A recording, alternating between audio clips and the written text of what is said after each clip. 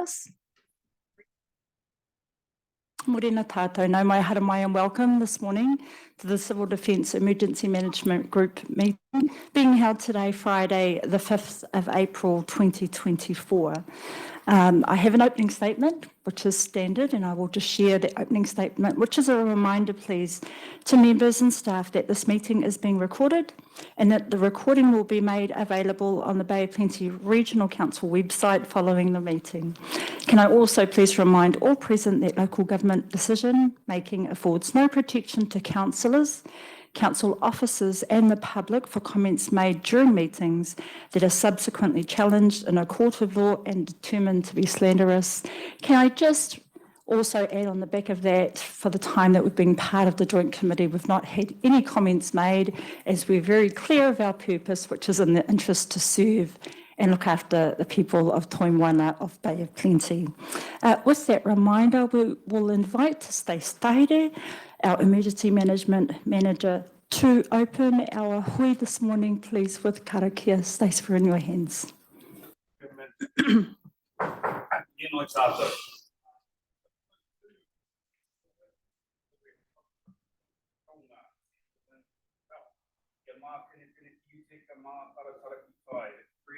The land and sea. Te kiakiana te tāpura, te tio, te kuka, te ogu, te red-tip dawn, come the sharpened edge, a touch of frost and promise of glorious day. Te hei wā, mauri. Mauri ora ngā mihi, Stace, thank you so much for your karakia and for bringing the wisdom and guidance from Te Atua to guide us in our work today. Whānau, this morning, our local government family have been touched by sadness during this time here in the Western Bay of Plenty. And I might just take a moment to invite Medenia, please, to share some acknowledgement of one of the council whānau of the Western Bay of Plenty. Medenia, we're in your hands. Thank you, Madam Chair. The Western Bay of Plenty District Council whānau is mourning the sudden death of Makatu Te Puke councillor Richard Crawford. Richard passed away early Sunday morning after suffering a heart attack whilst out biking on Saturday, the 30th of March. Richard held a role as a volunteer for the Te Puke Fire Brigade and was also a good SAM responder. Richard also led our community response team in Te Puke. He was committed to and enthusiastic about the Te Puke community, and we enjoyed many conversations about how we could better prepare the community and the wider district for an emergency. Alongside Te Puke CoLab, Richard played an instrumental role in the Te Puke COVID response. And last year, Richard opened up the emergency evacuation shelter in Te Puke to offer a safe haven for anyone wanting shelter before and during Cyclone Gabrielle. He remained in place at the shelter throughout the night and into the following morning until he was assured no one was needing support. Richard was a great support to us in our emergency management team, and he will be sorely missed. We will continue to support the Te Puke community response team while they mourn the loss of their mentor and friend. And I will just add that his funeral is this afternoon, and that is why I'll be leaving around noon to attend that. Appreciate that, Medenia. Thank you so much for those warm words of comfort. Can we send our aroha not only to you and your council team, but actually to whānau Crawford, particularly today for the service. Thank you so much, and acknowledge the community work of former councillor, of your Councillor Crawford, which ultimately leads to these roles of service that we currently are in today. Thank you, team. Finally, this morning we are here to welcome guests. We are joined this morning by a couple of new faces to help and guide us in the work that we do here in Civil Defence. We're joined, welcome, this morning by Honourable Mark Mitchell, the Minister, one of the many portfolios, I might just add, actually the Minister currently today for Emergency Management and Recovery, accompanied today by Bailey Pellow. Bailey, that's me, he says in the corner. David Gawn, the Chief Executive of National Emergency Management Agency, Professor Tom Wilson, the Chief Science Advisor, National Emergency Management Agency via Zoom. There you go, a little eyebrow raised there from Professor Tom. Nico Fournier, forgive me, Nico Fournier, our volcanologist From Te Puao GNS Science, who is joining via Zoom. Sandra James from Connecting People Limited, hiding in the back there, Sandra. There we go, a nice wave from Sandra. And Chairman Doug Leader of Bay of Plenty Regional Council, who's joining us this morning. Good morning, Chair. So a number of procedural items on our agenda, and then we will hear from our Minister who's joined us here today. Not so sunny and bright in Tauranga Moana. We're holding that in the can just for some other days, perhaps, Chair Tolly, tomorrow. Moving on, please, to agenda item 1, which is apologies. We have a number of apologies today received from our members.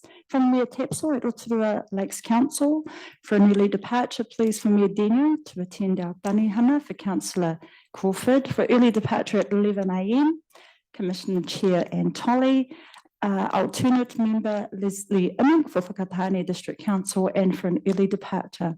Actually, we've had that twice, in case we've forgotten, Mayor Daniel. Are there any further apologies, please? If there are none, can I have a mover, please, for the apologies? Moved by Councillor Campbell, seconded by Chair Tolley. All those in favour, please signal aye. Aye. Those against? Item is carried. Item 2 is public forum, and we have no public forum this morning. As we look around, no, we have none. There are no further items not on the agenda. Moving on, please, item 4, which is the order of business. Just confirming, please, that the confirmation of minutes, item 6.1, will be considered following at the conclusion of item 7.12. We will lead you there as we go through the item team. And moving, please, to agenda item 2, which is the group plan, item 7.8. We will bring that forward after item 7.2. Sounds a little bit confusing, but we will lead you there as we go through. Checking, please, with agenda item 5, do we have any declarations of conflict of interest with regards to our agenda today? Not conflicted at all. We're all here to serve and protect the Bay of Plenty. Moving on, please. We've come to our Time Minister. We're really pleased to have you join us today. Thank you for warmly accepting our invitation to come and join us. Minister of Civil Defence, one of the many portfolios that you hold. The floor is yours. We're in your hands. Welcome. Thank you, Your Worship. And look, can I say, firstly, thank you for inviting me. This is a huge opportunity for me to get in front of our regional leaders and to listen and get feedback from you in terms of what we need to do as a country moving forward around our emergency management capability at a national level, at a regional level, and at a local level. And we would have all seen, and you're impacted with Cyclone Gabriel. And we've seen the recent reports come out. The most recent one, Mike Bush's to the Hawke's Bay councils. And of course, I received Sir Jerry Mataparai's report last week, and I intend to release that publicly on the 23rd of this month. Can I acknowledge all your worships, the mayors, councillors that are here, and can I acknowledge you? It's wonderful to see you. Obviously, Anne was someone that I highly respected and looked up to last time we were in government, and want to acknowledge the outstanding role you and the commissioners have taken here. Of course, as you've already mentioned, Your Worship, we have our Chief Executive Officer of our National Emergency Management Agency, Dave Gawn, also retired Major General in the Army, so has got a lot of experience and brings a lot of experience to that role. Can I acknowledge at the back of the room there, I know that we've got our frontline CDM teams and NEMA teams and everyone else. Can I acknowledge all of you? And of course, as you said, we've got Bailey Pello, my advisor, that is here with us today as well. Can I just say, James, that I read in the paper the story about the sudden loss of Richard. Can I pass on our condolences? It was obvious that not only was he an important team of your council, but he was really integrated into your community up there, and it's a sudden and tragic loss. So I just want to pass on our condolences as well. Look, this is Dave. I think, have we got Dave Moore on there? Is he? Yep. G'day, Dave. How are you? And look, just to let everyone know that I touched base and had a long conversation with Tanya Tapsell, Mayor Tapsell, last week as well. So although she's not here today, we've had some very good conversations in terms of what's happening in the emergency management space. It is your time. I'm just going to make some observations as the incoming minister. I felt that it was very important for me to understand very quickly how our emergency management system in New Zealand works in terms of reduction, readiness, response, and recovery. And to say, I have to say that I thought I had a fairly sort of basic idea of it, having been a local MP and also a member of our Swiftwater rescue team up in Auckland that was deployed when we had the weather events in Auckland. But it became apparent to me fairly quickly that it's quite a complicated system. And there needs to be quite a bit of work done on it to make it less complicated and get it working more seamlessly from a national, regional and a local level in terms of response. I took the opportunity as the incoming minister to try and get to any regions that were being hit with weather events or any other type of event. And as a result, I found myself over in Hokitika and Westland with Mayor Helen Lash when she put them into a local state of emergency when the Met Service signalled a heavy rain warning. Thankfully, that didn't come to anything, but being on the ground and actually seeing this team come together did a few things. Number one, it reinforced for me the quality of the volunteers that we have and the willingness and the ability for them to be able to activate quickly. But it also highlighted to me that we're razor thin in terms of capability if we have an incident that escalates quickly. And that's something that we should be focused on and something that's been highlighted in these reports that have been released recently, or Mike Bush's report and Sir Jerry's, which will be released later this month. The second event that I went to was the Port Hill fires. And I'm sure all of you can remember the Port Hill fires back in 2017 and the fact that there was a large loss of public confidence in the way that that was dealt with. And I have to say I was on the ground there for 3 days. I arrived on the day the fire started and the response was outstanding. And basically from the fact that FENZ was given the ability to take over the fireground and the EOC was established and set up immediately, huge advantages in the fact that with the Justice Precinct, everyone is co-located. And so literally physically they were in the same place. And also the recognition and the flexibility around the police the way they handled cordons, the way they were able to work with the community to escort them into properties to pick up pets or personal items or check on the welfare of stock. And the fact that there was community meetings sometimes twice a day. And the communication was very, very good. So the overall coordination and work with the community meant that there was a very high level of confidence in the response. And I have to mention the mayors. The mayors acted very quickly. And if there's one takeaway for me, although I've only been to 2 of these incidents, is that the mayors and the teams acted very quickly to put themselves into a local state of emergency. And of course, there's always the question around, are we acting too quickly? My sense of it is you can't act too quickly when you've got these incidents coming at you. And it meant that they were prepared and that both responses were outstanding. On saying that, there is definitely, without a doubt, it's given me the ability to see that there are clearly some issues that need to be addressed. We have an emergency management bill that is currently in the select committee. I can share with you in the room that I sent a letter yesterday to the chair of that committee saying that it's my intention to have that bill withdrawn and that we are going to start a lot more work on it to make it a substantive bill, because at the moment it just does not go far enough. And it does not address the issues that have been raised in the reports that have been generated through the weather events, Cyclone Gabriel, that we've had to deal with.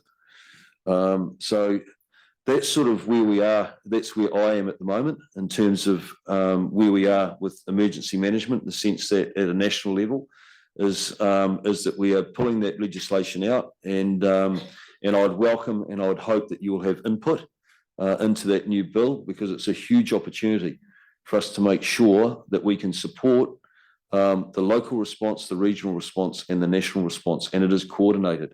And just a couple of observations that became immediately apparent to me is that we're a relatively small country with about 5.5 million people. We do not have a common operating platform that talks to itself in this country. So councils are running, at a local level, are running their own systems. And that's something that we have to be serious about and that we have to address. When I was in Hokitika, Mayor Lash had toiled with the decision whether or not to activate their Starlink communications capability. It's about a $3,000 or $4,000 cost. And of course, most councils around the country, just like central government, have got are really focused on managing tight balance sheets. And that also became immediately obvious to me that that's something that we need to look at from a national level, is having a comprehensive comm system that can be switched on and accessed and used. If you look at Tairāwhiti, the iwi up the coast were very effective in getting Starlink up and running up there. If you ask people what are the two most important things to them when we're hit with these weather events, it's communication and power. So those were some of the things that that became immediately obvious. But I am conscious, Your Worship, that this is your time, and while I'm here and while Dave is here, we would like to answer any questions or listen to any issues that want to be put forward. Thank you. Thank you, Minister. Committee members, we're in your hands. Please, this is our time. Chair Anne. Good morning, Minister. Morning.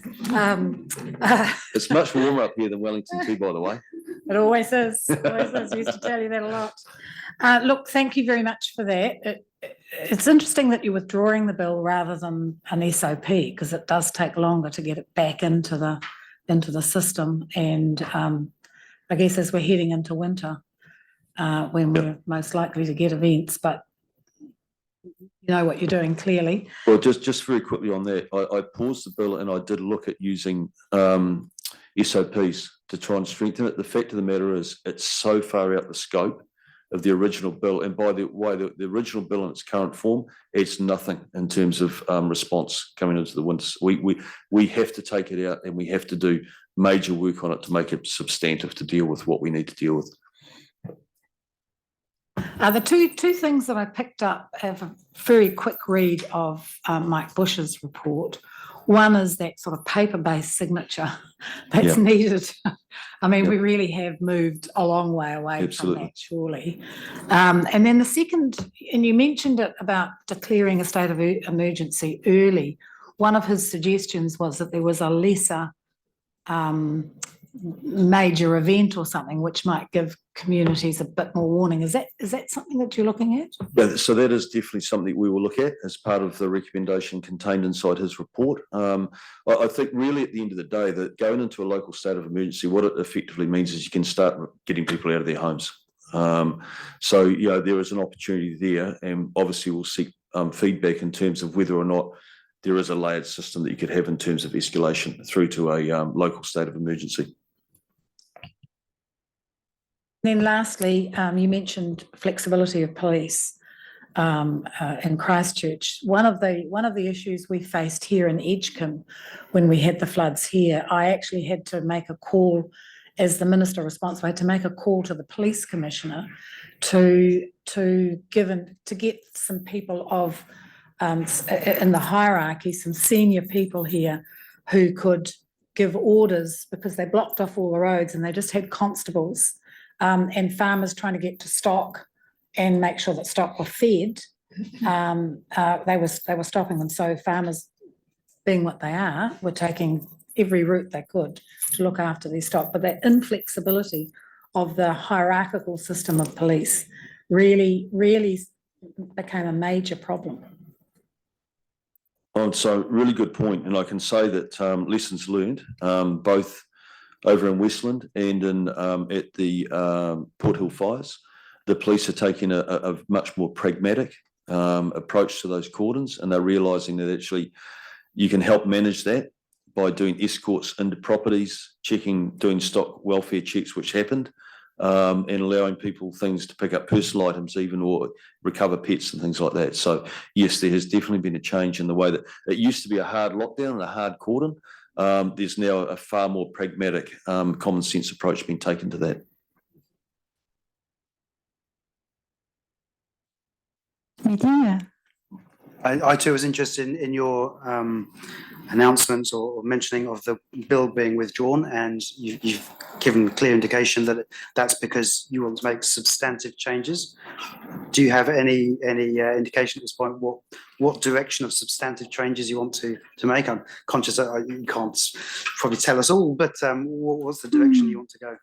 Well, I think things like we have to clearly define the chain of command and who's in control and who's responsible for what.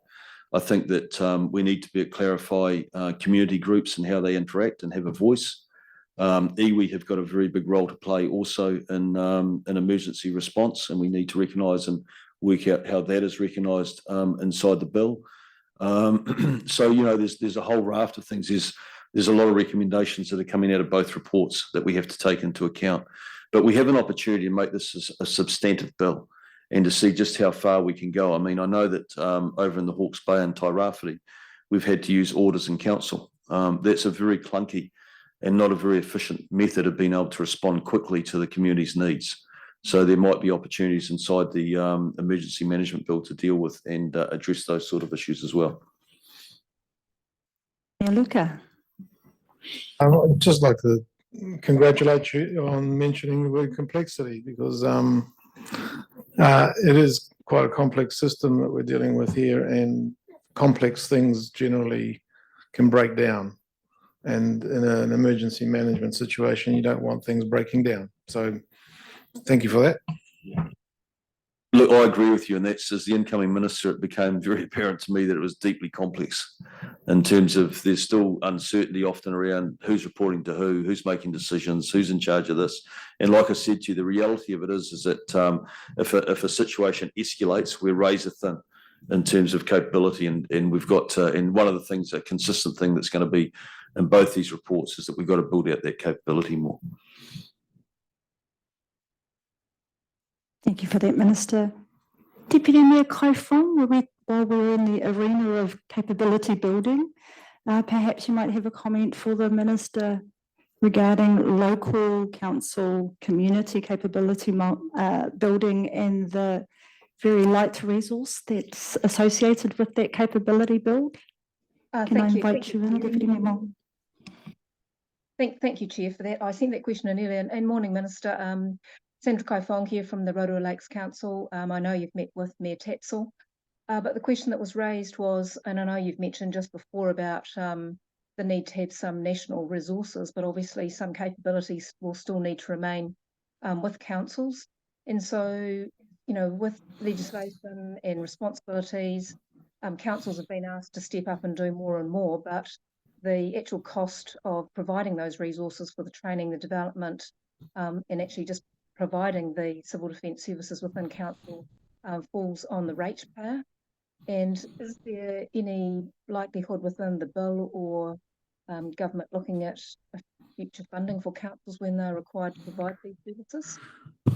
Well, I think the question around the future funding of what our national capability in terms of emergency response is one that we are going to have to address through this process. But I don't want to give you the impression that that NEMA is coming in and saying that we want to take away local capability and response. That local capability and leadership is critically important, because the locals know where the water goes, they know where the roads lead, they know that where the attention needs to go. They have the local knowledge, and that is critically important. So it's a matter of not diminishing the local response, but strengthening it. And we've got a role to do that from a national level as well. And we've also got a responsibility from a national level to provide very clear guidance and leadership in terms of that additional support to our regional and local responses.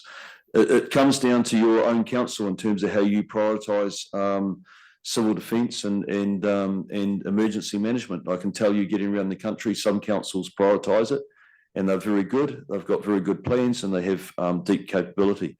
Other councils don't, and so it depends really on what your priorities are and where you're going to prioritise that focus and that work.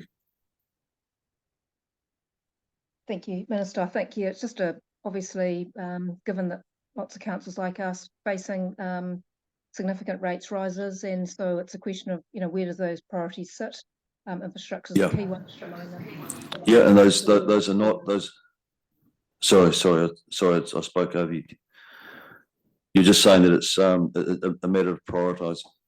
Yeah, so I think that all councils obviously prioritise civil defence, but it's a question of how far our resources can actually stretch when we've got sort of a hierarchy of other priorities, the things that councils need to provide.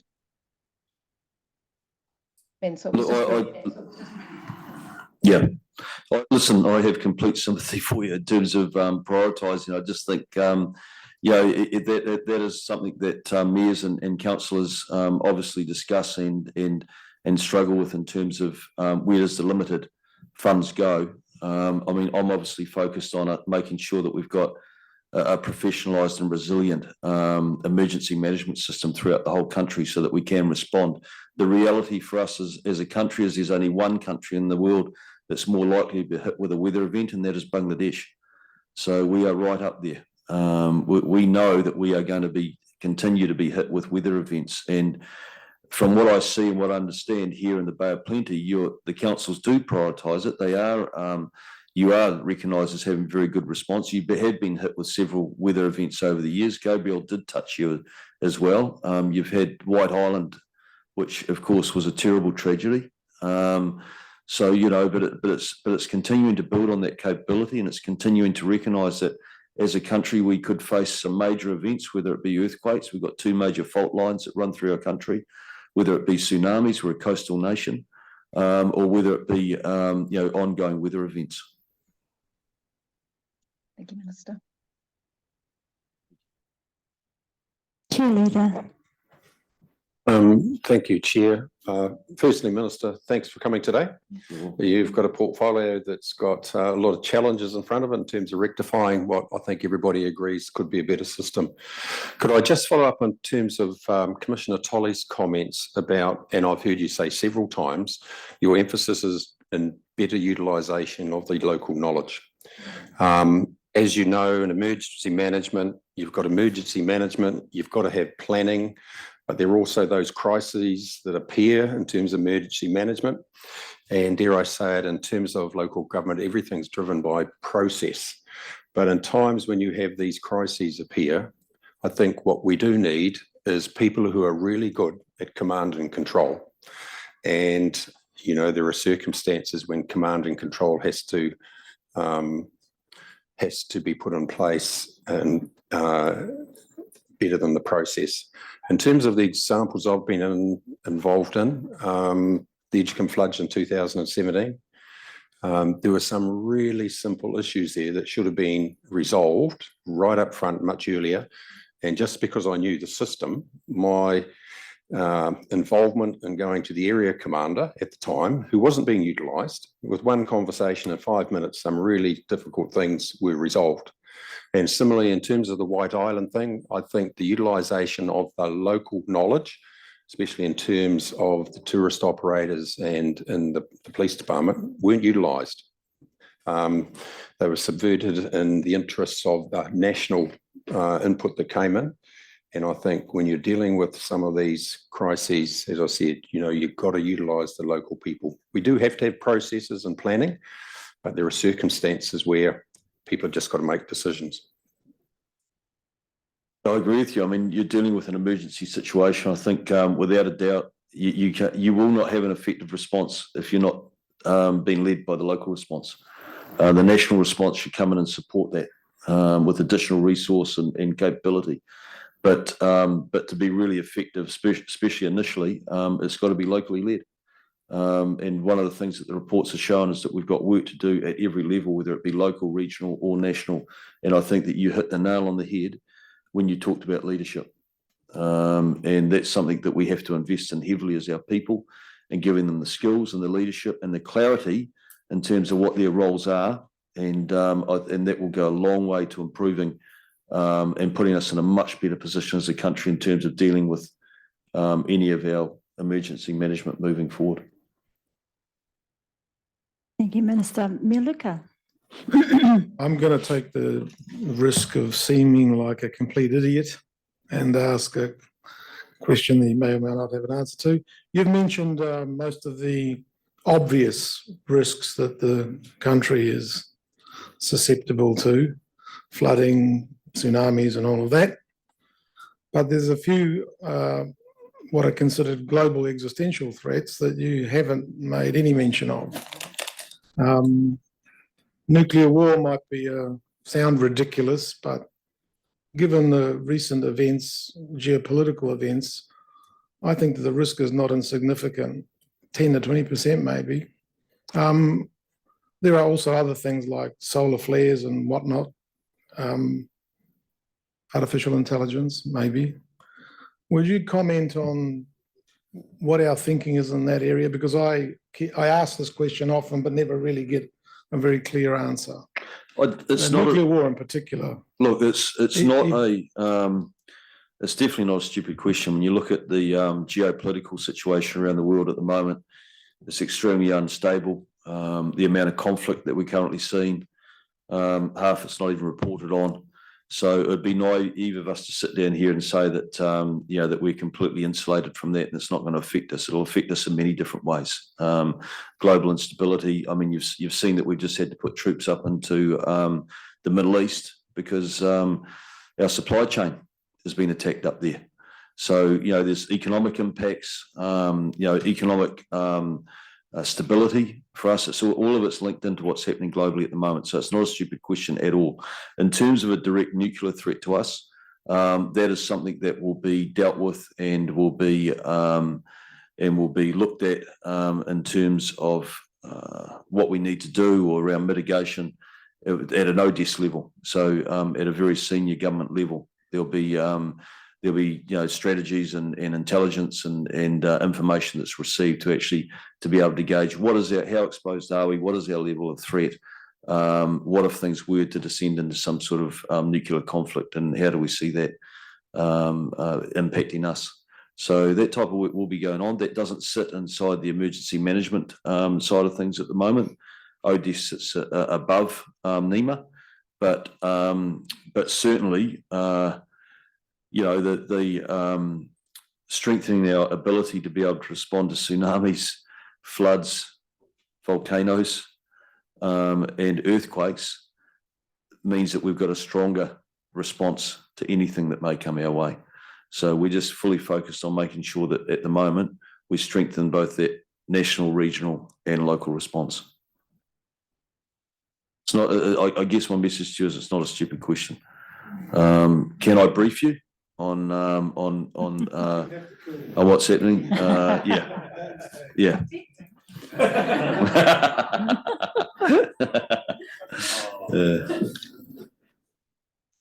Thank you, Minister. And yes, Mialuku, you have raised that religiously at each of our meetings. So really the message from that takeaway is it's not a silly question. It sits outside of the portfolio of emergency management, and that there is a dedicated department agency resource for that. Hope that gives you some assurance, Your Worship. But at the end of the day, it still comes down to some sort of emergency management. Even if it's a limited conflict, it'll have repercussions here. I mean, we're never going to be the target of anything. Yeah, well, that's right. But we shouldn't be alarmist around it. I think that it's something we should be aware of and cognizant of, but certainly not alarmist around it. We've got to be optimistic that strong Western democracies still have very strong voice in the world, and that we somehow the sensible voices can get through, and we can and common sense will prevail, and we'll start to get on top of some of these regional and global conflicts. But I think that my message would be that if we have a very strong and sound emergency management system in New Zealand, then that gives us the ability to respond to just about anything that comes our way.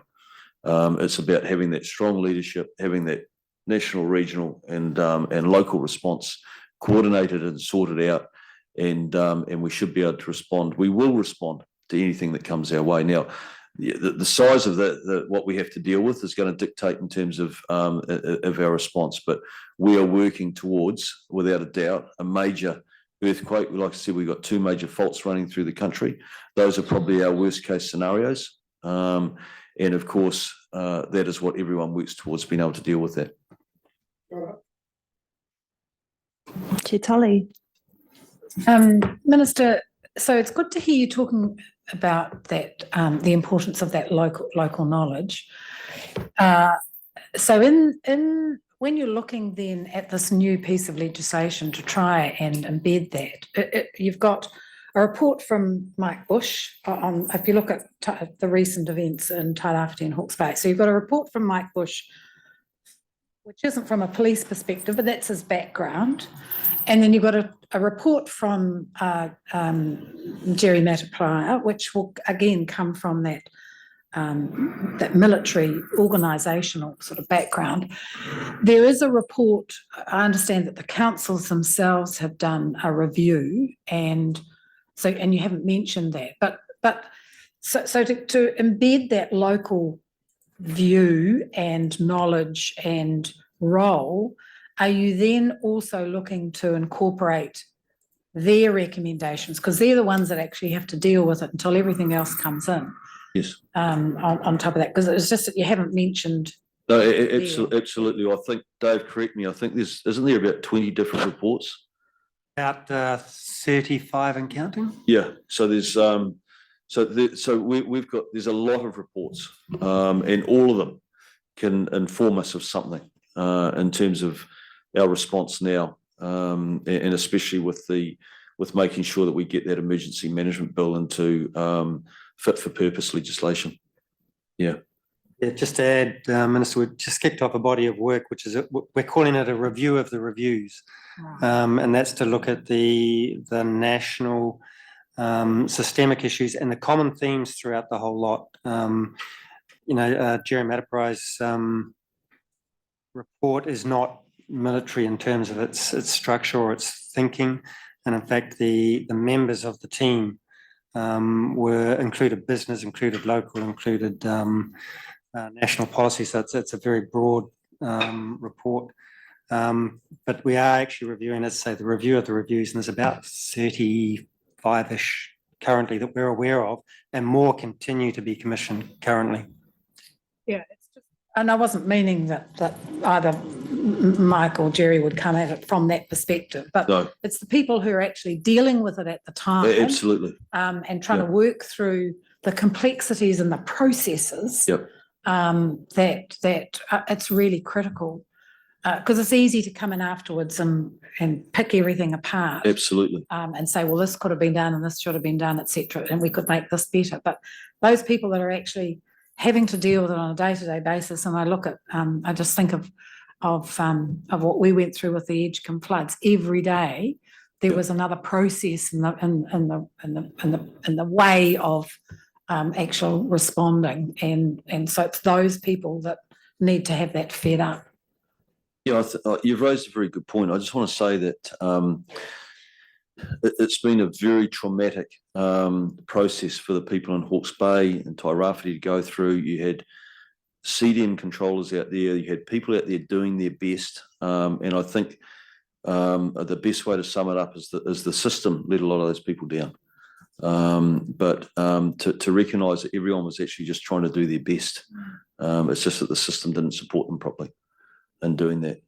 And so, yeah, and that's what we got to fix. Yeah, no, 100%. Yep. And their voices are, and by the way, there's now an opportunity, because we'll go out for new submissions on this bill for people to submit. In fact, the first time round, a lot of the submitters actually said, even then, the bill does not go far enough. It's not actually going to fix or address the issues that we're worried about or we're concerned about at a local level. So there's an opportunity to have a second go at it. Thank you for that, Mayor Daniel. Thank you. Do you think that offshore islands like Tuhoe and White Island, and how they sit in the emergency management setting, do you think that's fit for purpose, or do you see room for improvement? That's a very good question. At the moment, we have a lot of work to do to get our emergency management up to speed and optimal in terms of what we need as a country, and that would include whether it be White Island, whether it be Gabriel and Hawke's Bay, whether it be the flooding events in Auckland. We need a better response. So that's what we're focused on. That Mayor Luca. Prediction and early warning.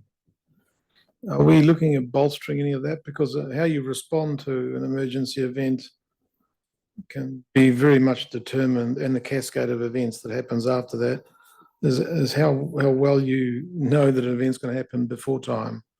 Are we doing any sort of work in that area? It is critically important. I will pass to Dave in terms of what's been done before we came into government. But I can say this is that I was up in Northland with an announcement up there. The 5 councils up there came together, the regional council as well. And in fact, the regional council did a lot of the heavy lifting and got most of the money they needed to build their own dedicated emergency operations centre. I was able to find the last bit of funding for them to do that. And I was up there with them a fortnight ago, and they have invested heavily in an early warning system right throughout Northland. That was a decision that they have taken themselves at a local level. But Dave, can you sort of talk to that nationally? Yeah, just since I've been in the chair, some of the advancements in this area include the emergency management alerting system, which goes to about 90%, 87% of phones, and they reach out to the whole of the nation. We've been able to ensure that the AM broadcasting system is predominantly for Northland is maintained because up there they can't get FM. There are other areas that are still being worked on, particularly in relation to forecasting and a review of Met Service and NIWA, which provides the modelling of the effects, is underway at the moment. That's a government review. I don't know what the outcome will be of that, but there's also a review about to be started in the science space as well. And all of these, you use the term complexity, all of these interrelate. The other part that the Minister has mentioned is the local systems that Northland in particular has decided to put in around tsunami alerting. But there are still challenges, and we still have to be able to ensure that it is integrated with all of the different regional systems. I guess I was thinking as a particular part of it, the flood early warning systems, which are getting better and better, linking telemetry with sensors all over the place, and then have, I use the word AI, but the whole thing linked up and comms going out sort of on an almost automatic basis, because these things are being developed and they're probably getting better and better. So I'm just was wondering how we were placed. Look, it's fragmented. And one of the biggest challenges I think we have is the ability and willingness to actually share information across the nation. Across the nation, it's a real challenge. Across our small nation. Across our small, yeah, absolutely. It's amazing how fragmented we are, and even I was reading a report last night where I think you have changed. Now you've got one colour code for your tsunami. Well, the rest of the country is using multiple different colour codes, right? So, and I think yours is probably the right model, but this is the problem that we've got as a country, is that we have systems that don't talk to one another. It's very hard to, and we're a small coastal country. We have some big advantages. We don't have a federal estate system, and that's a big part of the work that we're doing with this emergency management bill as well. Yeah. Thank you, Councillor Scott. I suppose, sort of feeding off that a wee bit, because a lot of what we've talked about is what's happening nationally that can be done for us. I'm wondering if we turned around the wrong way, not the wrong way, the other way, and asked at a regional level, what could be the most helpful thing towards contributing towards what works nationally? So obviously, feeding into the new bill would be one thing, but there may be some other things that would be helpful that we should be doing like immediately or in the near future that makes the national system work better. What I'd ask you to do is, Jerry's report will be released on the 23rd of April, and it contains observations around regional response.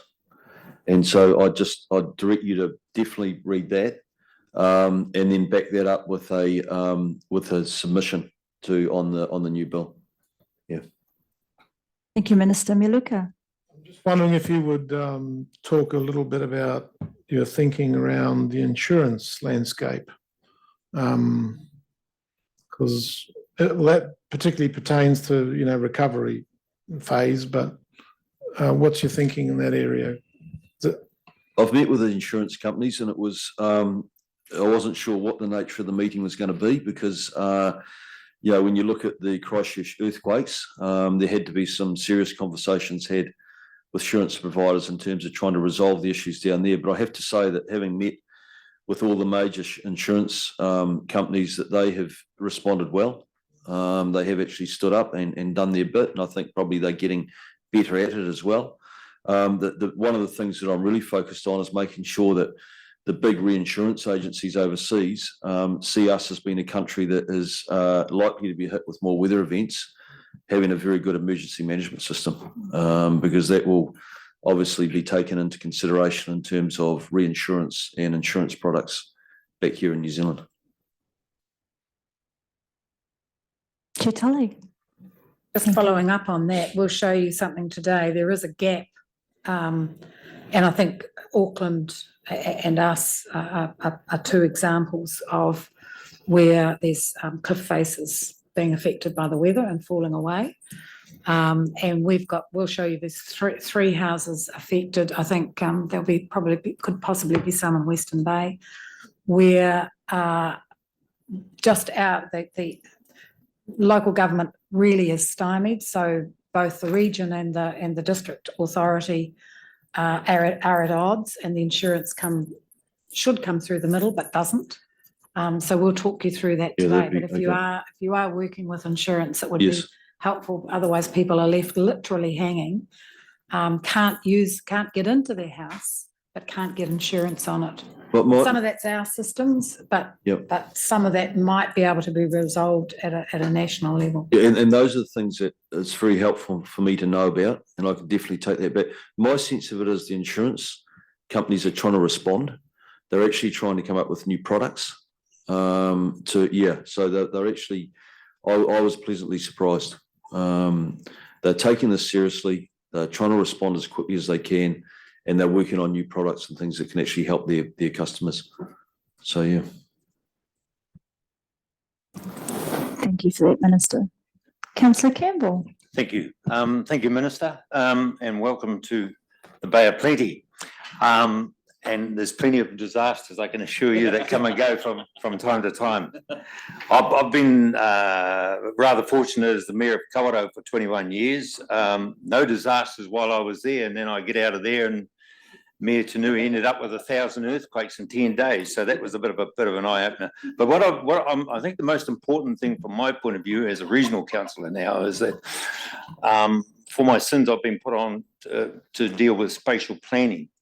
And I think it's really, really important because I get around the Bay of Plenty here now, and from the very, very west all the way up to the east coast. And what concerns me is where people are still building, and where there's the danger of inundation. But we also have 6 of the major rivers out of the eight major rivers in Bay of Plenty. 6 of them are in the Eastern Bay, for instance, and so we have the sea coming in from the front door and the rivers coming down the back door. And thank God that Gabrielle, for whatever reason, went out to Hawke's Bay. God forbid for those people out there that got slammed. But we were watching that right up till midnight that night and thought, phew, we missed it. But had that have come over the Kaimanawas and into the headwaters of the Rangitaiki or something like that, we would have been in a real pickle, I think, here. We might have been talking about another discussion today.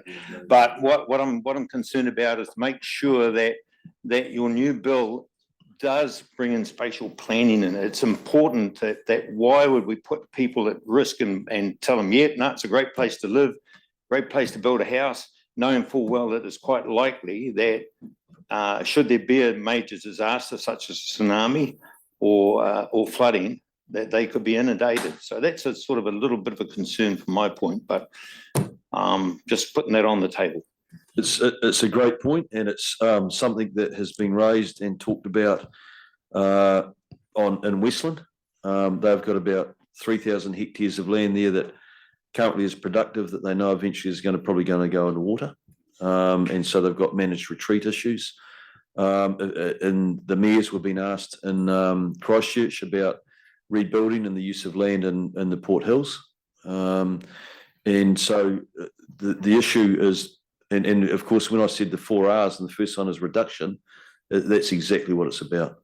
But to be honest with you, you know your communities best. You know where the risks are best. It probably sits with local government. If this bill, if the scope of the new emergency management bill allows to be able to deal with some of those issues, then I am in favour of that. If they are more complicated and are better dealt with through local government bill or through another bill, then it will be dealt with there.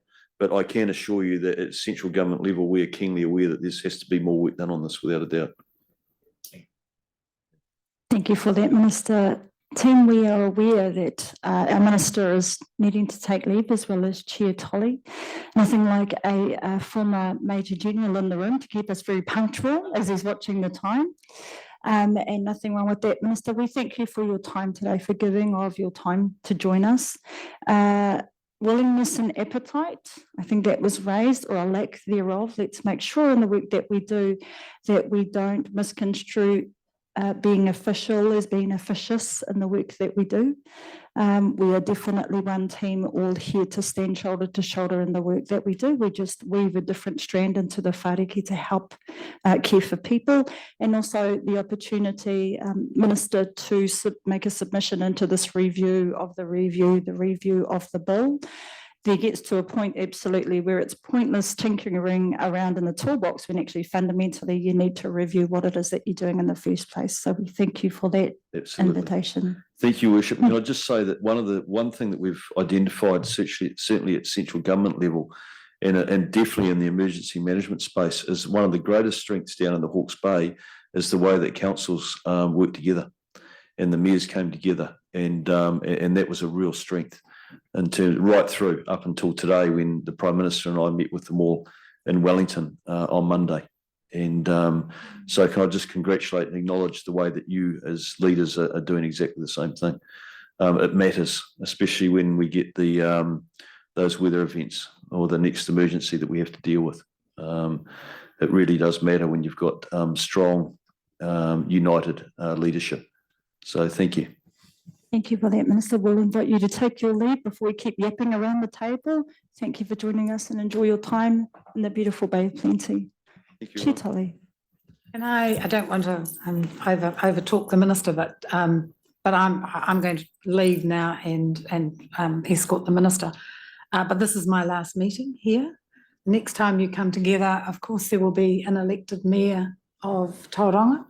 So I want to thank you all very much for the camaraderie that we've enjoyed, and wish you well. And I'm sure that the next mayor of Tauranga will participate fully in the discussions, perhaps a bit more fully than I, because I'm not a great attender at this meeting, but take a keen interest. But thank you very much, and thank you for your chairmanship as you've taken over the committee. Thanks, Faylene. Thanks, Anne. I will say, Anne, on behalf of our committee, thank you for your wisdom, your guidance, your experience. As I was referring to the former Major General, I don't think there's a former anything in the journey that you've taken, and all the experiences that you have definitely enriched the work that we do and the considerations that add towards that. Thank you, and we will no doubt see you on our journey.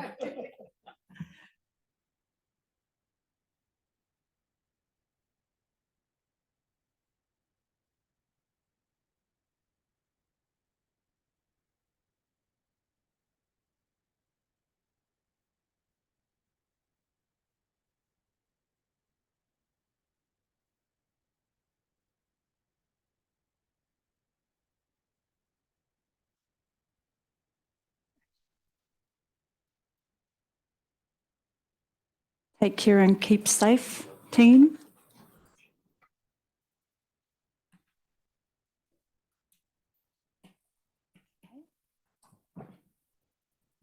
Right, committee, we will resume our meeting, please. page 20 of our agenda, which is agenda item 7.2. I take that very slowly. I'm just checking that we're in the right spot, team. There we go. I'm getting some smiles. We're in the right place. Agenda item 7.2, which is our correspondence. Director Norde, we were in your hands. Thank you. Thank you, Madam Chair. These are rather outdated as we speak today. The first was a letter informing us of the bill, but the minister's given us the hot off the press update. And the second was the letter we sent to invite the minister here, and he accepted that invitation. So it's just the official correspondence acceptance. And if we could just move to accept those official correspondences. Thank you. I have recommendations 1, 2, and 3 moved by Mayor Denia. Do I have a seconder for the recommendations? Seconded by Mayor Luca. All those in favour, please signal aye. Those against, the item is carried. Thank you. We are now going to move to, please, let's just see what we said we were going to do. If we can please move on to agenda item 7.8, which is our group plan under separate cover. Committee members. Director Norde, again in your hands. Thank you. Thank you, Madam Chair.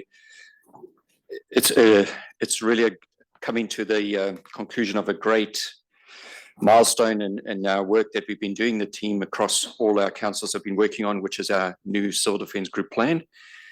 Just a reminder to members that this is a requirement under the current legislation to have a 5-year plan. I will observe that we took some courageous steps in a different direction with this plan. We look to make this plan more of a strategic document rather, because our belief it was getting confused what its role was. But we took those steps. We've gone through a consultation process. This committee had endorsed the draft to go to the minister. It's only appropriate that the minister has left now because we receive his commentary. In short, there were 5 comments. As far as we understood them, they all were very good. Some of them were congratulating us on our approaches, and others were minor changes to some wording, which we have no issue at incorporating, and we have incorporated into the final version. So the plan presented today is for final adoption to become our new generation of CDM group plan from this year till 2029. To take any questions, otherwise we can move to the recommendations. Any questions from committee members, please? I'll just check my Zoom screen as well. If there are none, we do have 4. No, Luca, I've got forgive one me. about on page 13, that risk level hazards to all environments. How was all this risk assessment done? Because fuel supply failure doesn't look like a minor risk these days. I'm just wondering where that came from. Yes, through the chair, reviewing the risk for the Bay of Plenty is an ongoing set of work, and we have taken off the previous group plan, have transferred over, and the team are working through every year a section of hazards, because to try and review all the hazards at one go is proving quite challenging. So that might still be on the fuel plan side, but we have addressed that through I think last year, if I remember correctly, we presented to this committee the regional fuel plan, which is linked to the national plan. So that goes specifically into the details around fuel. But this is looked at holistically. We work with those sectors, and we work with the national entities and the suppliers of lifelines.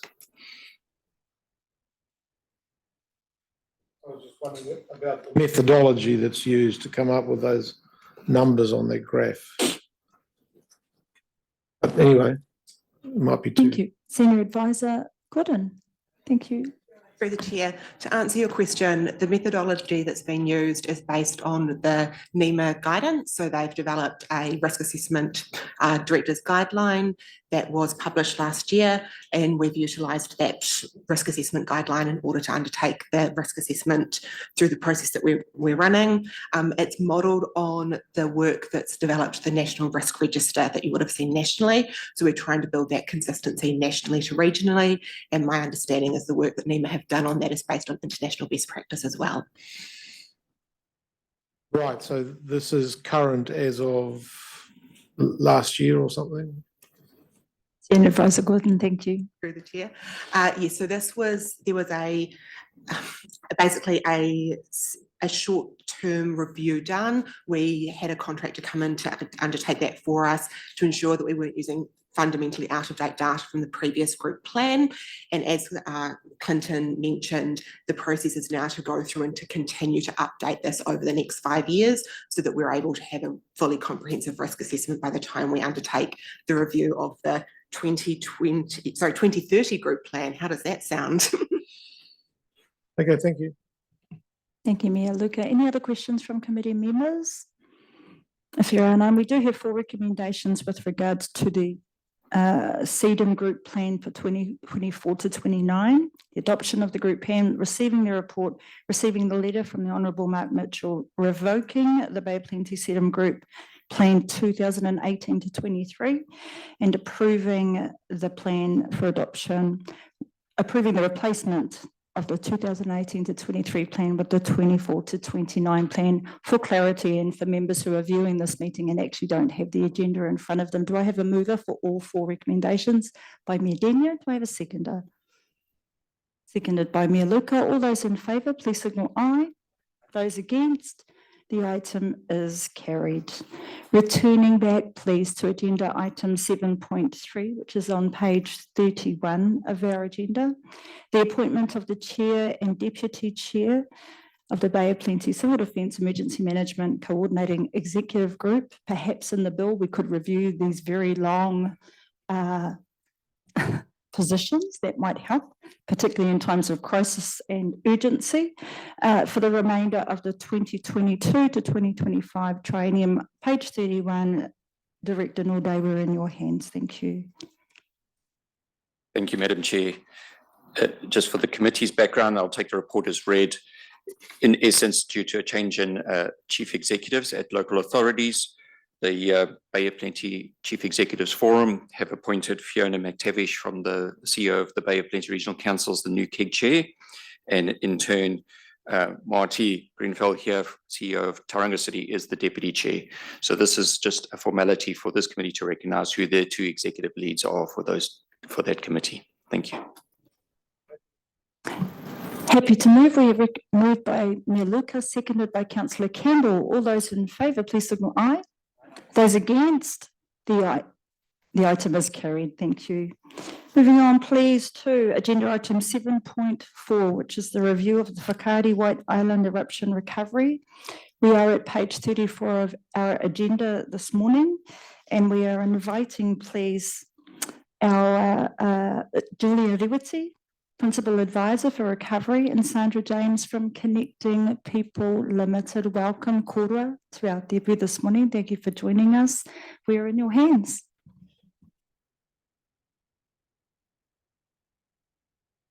Thank you, Madam Chair. It's great to be here.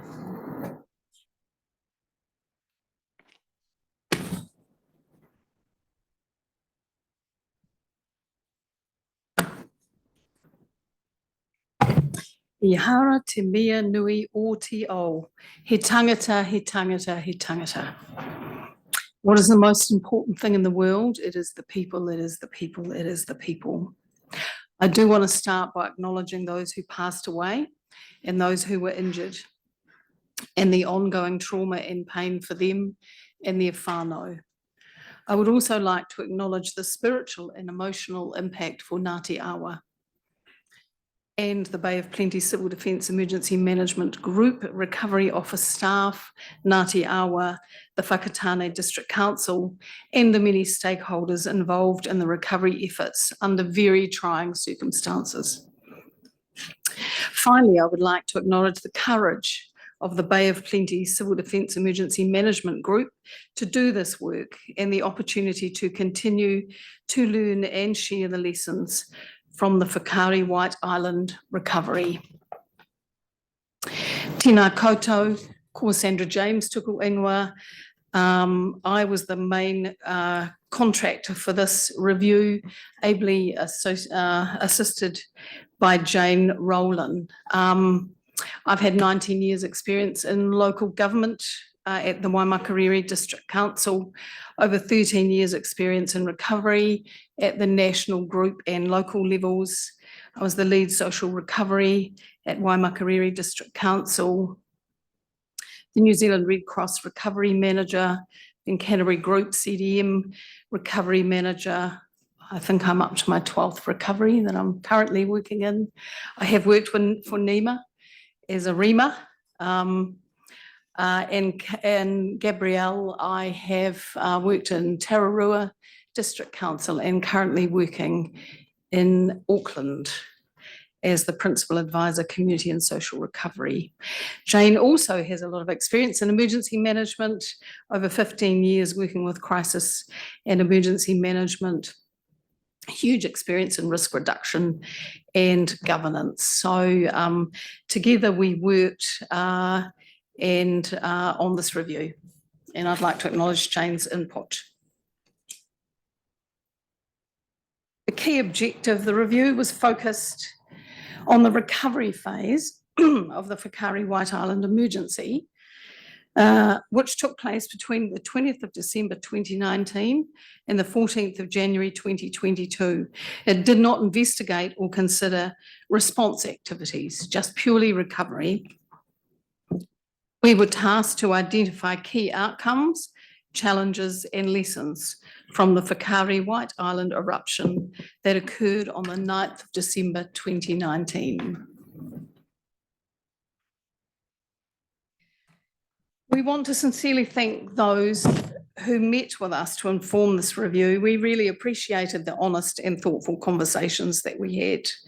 The passion and effort to support the recovery efforts and those directly and impacted was obvious. And so too was the effect that it still has today on many of the people involved.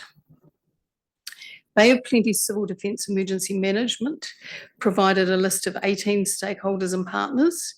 We interviewed 15 individuals, organisations, either face-to-face or via Teams. The draft report was sent to all those who were interviewed to clarify information in the report and to provide the opportunity for comment and feedback. In addition, the report was sent to NEMA for comment and feedback, and that has been considered in the final report. Madam Chair, you and the members have the report, so I plan to provide an overview of the key learnings and observations from the review, and I'll take the report as read. Lessons are grouped under 5 themes that emerged during the interviews, and the report follows the review brief we were given. It provides background information, themes from the interview, direct quotes, what worked well, considerations for the Bay of Plenty Emergency Management Group about what they should keep doing, and other opportunities. I do want to begin by saying that there was much that went well with this recovery, but as is the case in every recovery, there are areas where improvements could be made. Lessons from the Whakaari White Island recovery have been identified at all levels of the system, not just for the Bay of Plenty Civil Defence Emergency Management Group. This is an opportunity to take these lessons and help build recovery practice and knowledge locally, regionally and nationally. Recovery is a relatively new discipline in Aotearoa, but increasingly important as we're seeing.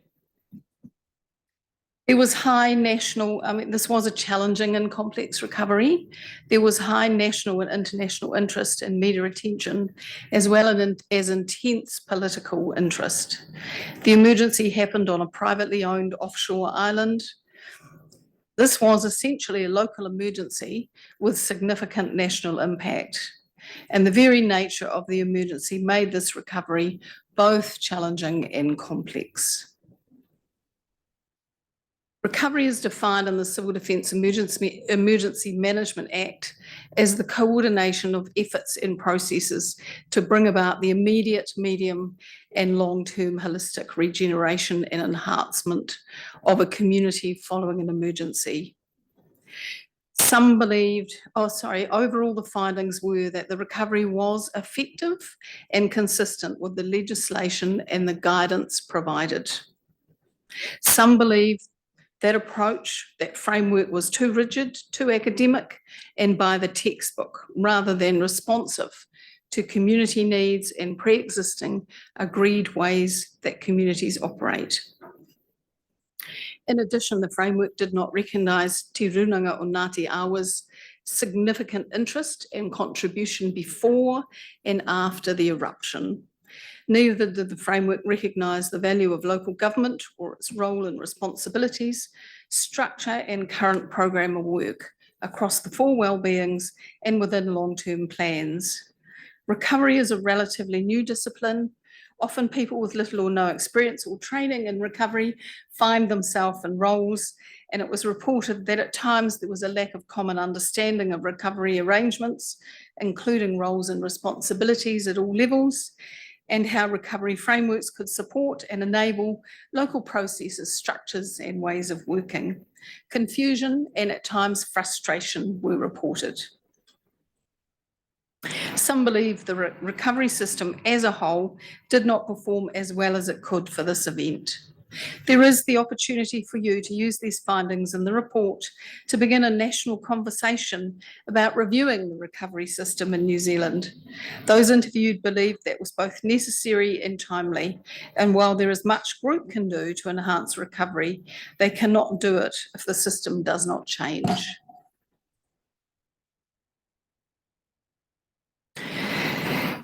Because of the complexity of the event, it was challenging for a wide range of organisations and agencies to have a common understanding of governance and leadership structures and processes. There was uncertainty for the Joint Committee about their role. Some questioned the role of the KEG when this was essentially a local recovery. Documents stated that the Bay of Plenty Civil Defence Emergency Management Group was the lead agency for recovery in partnership with Te Rūnanga o Ngāti Awa. Some believed it was not a partnership, but more of a collaboration.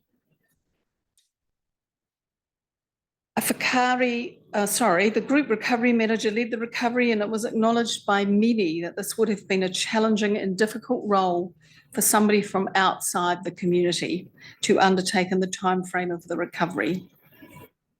There was a feeling that a more collaborative and coordinated approach in recovery would have been more beneficial. A Whakaari White Island leaders group made up of senior representatives from iwi and support organisations was established to provide support and guidance to the recovery manager. At times there was tensions between local aspirations for recovery and alignment to the recovery framework.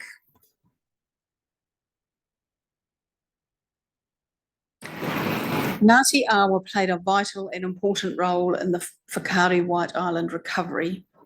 It was reported that their connection and sense of responsibility was not well understood before or during the response and recovery. The CDM Act has no specific reference to Te Tiriti or Waitangi or iwi, neither did the available recovery guidance. Therefore, it was challenging for iwi value or mandate within the recovery to be fully realised. Whakatane District Council had pre-existing relationships with Ngāti Awa and worked very hard to strengthen the relationship between them and the Recovery Office. This could have been considered earlier in the recovery. Te Puni Kōkiri also played a vital role in supporting iwi with understanding processes and making connections. Bay of Plenty Civil Defence Emergency Management Group should continue to seek national level recovery guidance about iwi's role in leadership and participation in emergency management. There is also the opportunity to consider how you will ensure equitable participation in recovery for Māori, better understand iwi's strategic role in recovery, including roles and responsibilities and practical realities, and what enabling mechanisms could be put in place. It was evident throughout the review that there is the willingness to develop a shared understanding with iwi on recovery practice. I strongly encourage that you pursue this opportunity.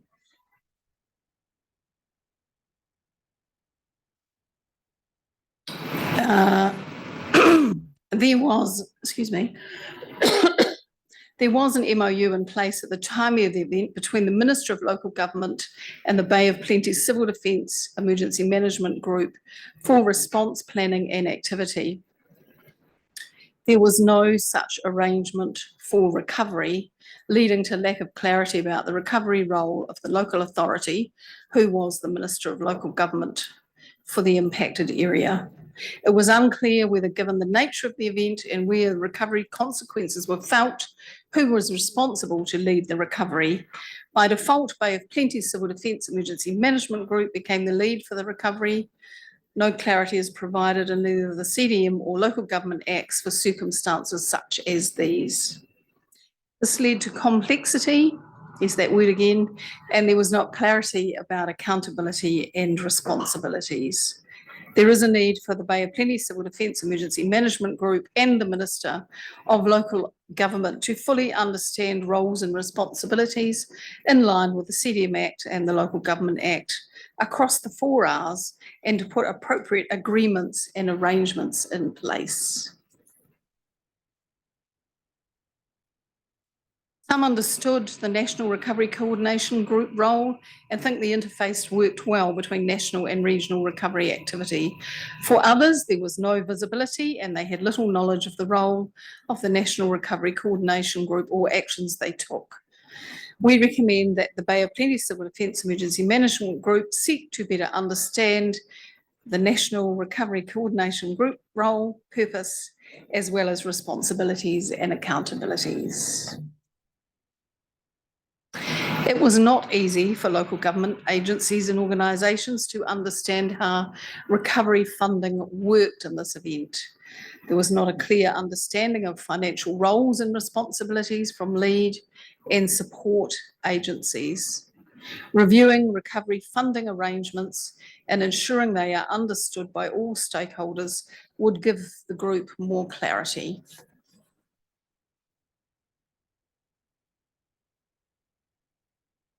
Comprehensive transition to recovery report was produced. It was suggested that more explicit understanding of the significant interest from politicians and national and international media may have been helpful for recovery understanding, planning and resourcing. A recovery action plan in line with the national guidance was produced. It helped to focus the recovery work program and the many agencies, organisations involved. Some suggested that its focus on outputs rather than outcomes meant a line of sight to anticipated results was not clear. In addition, it was felt that it missed the understanding of and impact on the wider community. Resources within the recovery team were seen as adequate, and there was acknowledgement and praise for the work that they did. Reporting was mainly through the Whakaari White Island Leaders Group via lead and support agencies. There was not consistent and regular formal updates on recovery to the Joint Committee or the KEG or to the Whakatane District Council, nor were there regular updates on recovery progress to the wider community. There are many learnings in this area for you to consider that will increase both capability and capacity in the recovery systems at Bay of Plenty Civil Defence Emergency Management. Many of these learnings that emerged are common in all recoveries. It would benefit the sector to consider these as a whole so that practical understanding and guidance is consistent and further adds to locally led, regionally supported and nationally enabled recovery in the future. Recovery resources were seen as adequate, but there was also challenges. There was a constant churn of recovery staff, which had a strong impact on the levels of trust needed in such a sensitive emergency, as well as losing recovery momentum. Retaining recovery knowledge and expertise was seen as an ongoing problem. However, there were some that were able to see it out and that provided consistent knowledge and guidance and helped significantly. Legislated roles and responsibilities were not well understood by lead and support agencies or other partners and stakeholders, and there was little consideration of how these would fit with existing local structures and ways of working. There was confusion about what coordination meant for the overall recovery. Information and agency updates were seen as a more accurate description of what took place. Designated lead agencies had varying knowledge of their own recovery roles and how to coordinate actions with other stakeholders. Bay of Plenty Civil Defence Emergency Management Group should continue to develop understanding of roles and responsibilities in recovery and consider how to incorporate local structures, process and ways of working into recovery programs. Some felt that bringing in a rigid structure did not result in the best outcomes for the communities.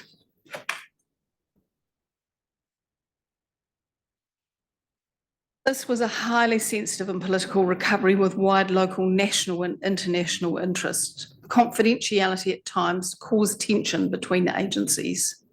Media interest was intense and relentless, often taking its toll on recovery staff and distracting them from the recovery work program. In addition, there was significant pressure on the recovery team to provide official information to the government. This also at times distracted the small recovery team away from the recovery work program. It was challenging for the recovery team to get their messages out into the community due to the huge external coverage of the event and subsequent processes.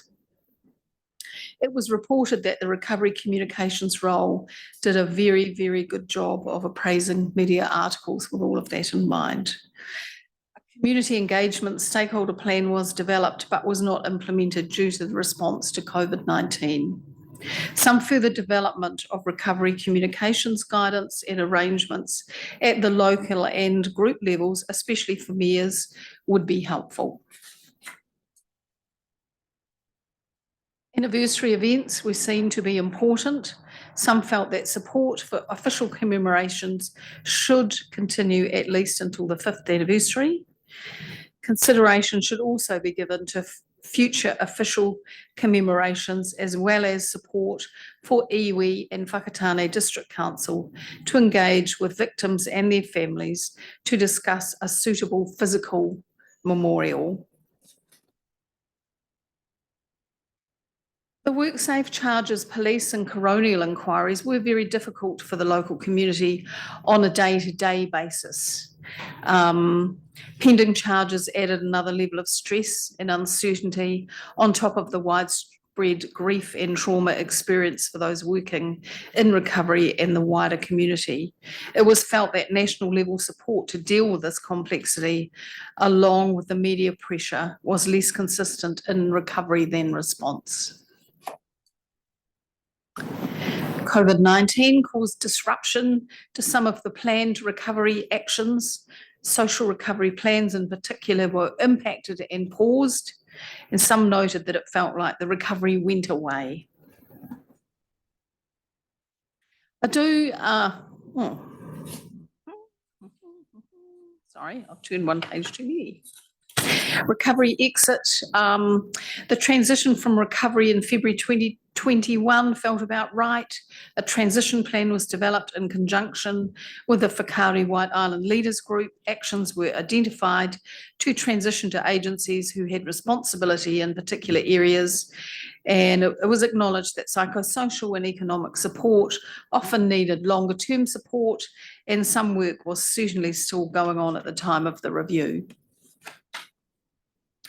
We did want to make particular mention of trauma and wellbeing. At the time of the review, deep-seated trauma was still evident for many, I would say most of those that we interviewed. It's important to highlight the human impact on emergency management staff directly involved in a significant response and/or recovery, and that this is considered and acted on. I know that everybody has processes in place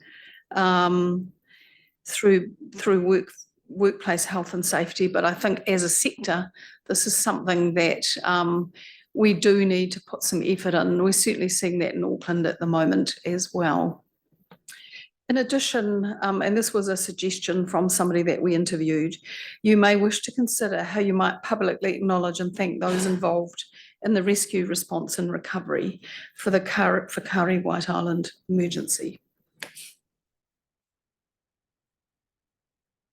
Lessons.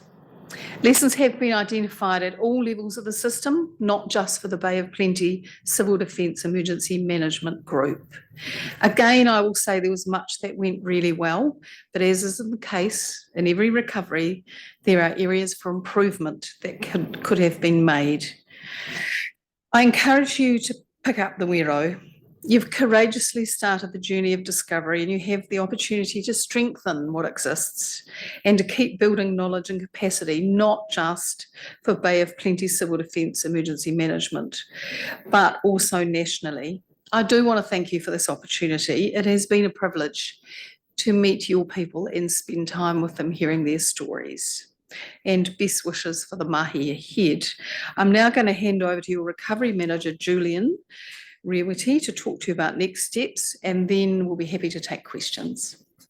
Thank you, Madam Chair. Kia ora. On page 96 and 7, you will see the lessons that have been articulated in the report.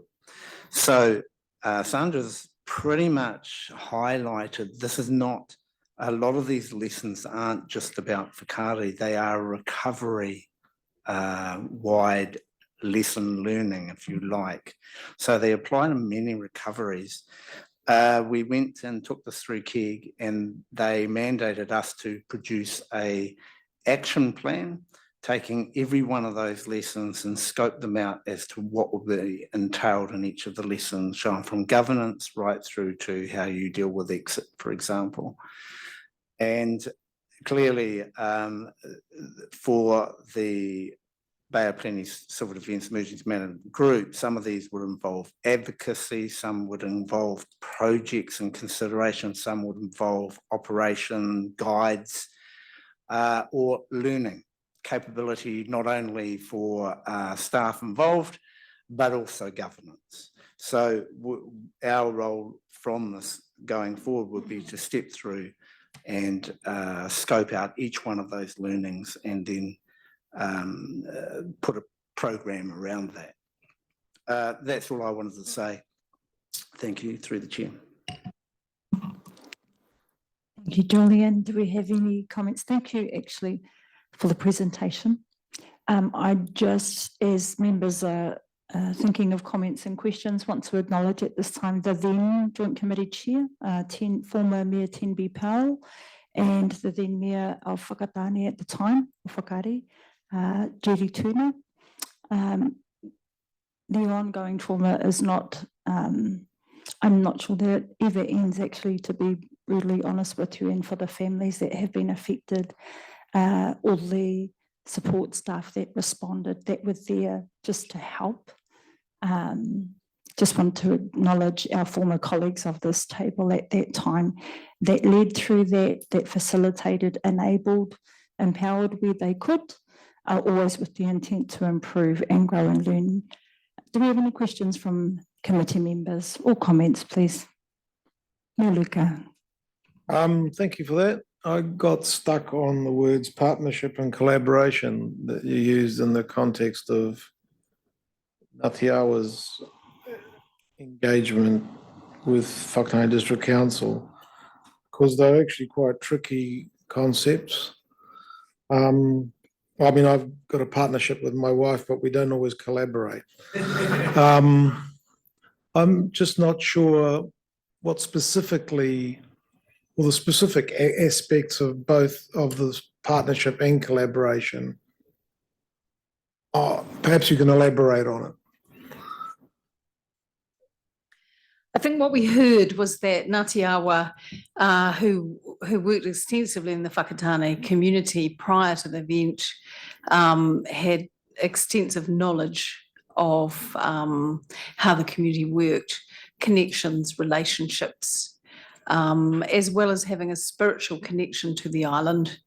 And so they felt a responsibility to be involved in the response and the recovery of the event. So they were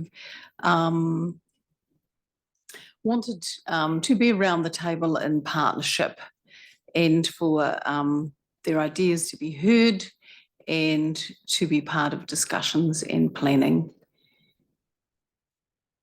Makes sense? Yeah, thank you for that. Thank you. Councillor Scott, please. Thank you. Thank you for that, a very thorough review. I was involved in I was in the DHB at the time of the event, and one of the issues we picked up was around the psychosocial stuff. And there was a couple of issues there. One was, and you sort of mentioned it a bit, is people wanting to be a part of it. And when I say people, politicians turning up, celebrities turning up. There was someone who was, I can't remember who it was now, who was actually unrelated, but a famous person of some sort, who was brought through and talked to the staff, our DHB staff who were on duty at the time. What was happening was re-traumatizing them every single time. They had to tell the story, they were reliving it. And that seemed to me be something which the people who are getting the benefit of that were actually making it worse. On a similar sort of level, we talk about community acknowledgement of the people who helped out. And we also saw that there was a lot of blame that was, and I think that a lot of people in the community said, what the hell is, say WorkSafe in particular, or, what's wrong with the justice system, which is people who are doing their best and now being blamed for doing the wrong thing. And then hanging off that is people who want to do their best, but in fact don't have the capacity, the skills, the ability, but are doing it out of the goodness of their heart and actually making things worse. I didn't see those sort of things directly in your report, but you might have come across them. I mean, they did all add to the trauma and grief. I think certainly people talked extensively about the cloud of the WorkSafe, the police and the coronial inquiries, and people could feel that around town by who was in town. They knew when people were in town, and everybody was connected to somebody who was involved. So, and they had been trying to, do their best from day one. They were heavily involved. Everybody knew somebody connected. So yes, all of those points came through in terms of, I guess, some of that management of, the highly political nature of the situation. Those things just were coming from multiple areas, and the coordination of it was very difficult. So again, that's that whole leadership piece of, from the recovery office, I think. Yeah, I suppose, so I didn't ask my proper question, which is the lessons to learn, because it's all very well saying, well, that happened, Yes, but yeah, so yes. what is it that we can do to sort of resist that happening again? I think I think that'll come out in the action plan. I think, there are lessons in there that will lead to the processes that will support, some of the lessons we learned. Yeah, through the chair, there's those subtleties about psychosocial support and how you do wellbeing, not only of the workforce, but then messaging, as you say, the repetitive nature of people hearing the same stories. And we see that in Christchurch. So there is a section in here under wellbeing that would cover that off on how do you do that. But that's actually a national issue as well, because you have to be very mindful, and you have to get the right experts in the room to have that conversation. Recovery is not a space where you have experts within the recovery office, if you like. You draw on the expertise. So I see that coming out of the action plan, how to manage that, how to think about that, and what processes we would have put in place for that sort of support.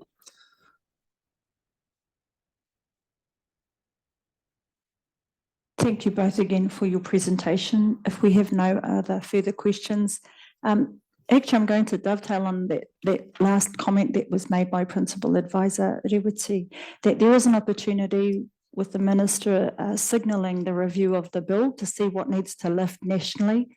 There are some very localised themes in there, but particularly for those fundamental key systemic barriers or the opportunity to improve in our service for our people, not wanting to take away actually the full report, not wanting to take it away, but there is an opportunity to be sharp and concise for the invitation that's been offered to us from the minister this morning. These are key things in the consideration of the bill.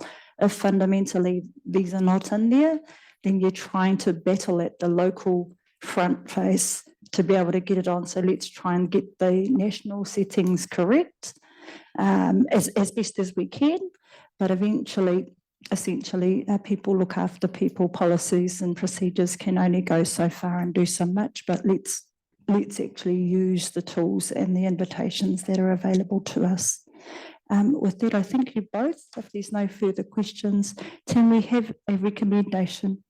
Very honoured to have you join us this morning. Kura, to receive the review of the Whakaari White Island Eruption Recovery Report. Do I have a mover?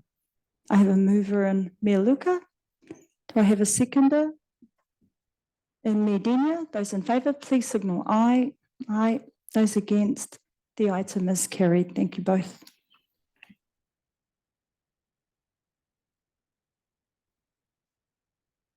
Moving on, please, to agenda item 7.5, which is our verbal update. We have the Whakaari White Island monitoring update from Professor Tom Wilson from NEMA. Welcome, Professor Tom. Oh, kia ora. Well, thank you so much for having me today. We're lucky to have Nico from GNS Science, who's the head of volcanology there. So we're going to tag team if that's okay. So Nico is going to lead us off with an update on the monitoring situation on Whakaari, and then I'll follow that up with some of the work that we've been doing to progress management of this risk. Kia ora. So over to you, Excellent. Nico. We're in your hands. Yes. Kia ora koutou. Thanks, Tom, for the introduction. So in a nutshell, basically, broadly speaking, Whakaari is currently in a reasonably quiet state of activity, but we are limited in our ability to monitor the volcano. So just as a bit of a reminder, the way GNS Science monitors volcanoes around the Motu is by mostly using instrumentation that is installed 24/7 on the ground, basically. And the data is assessed by our teams of experts in near real time as we get that data back to our offices, if you wish.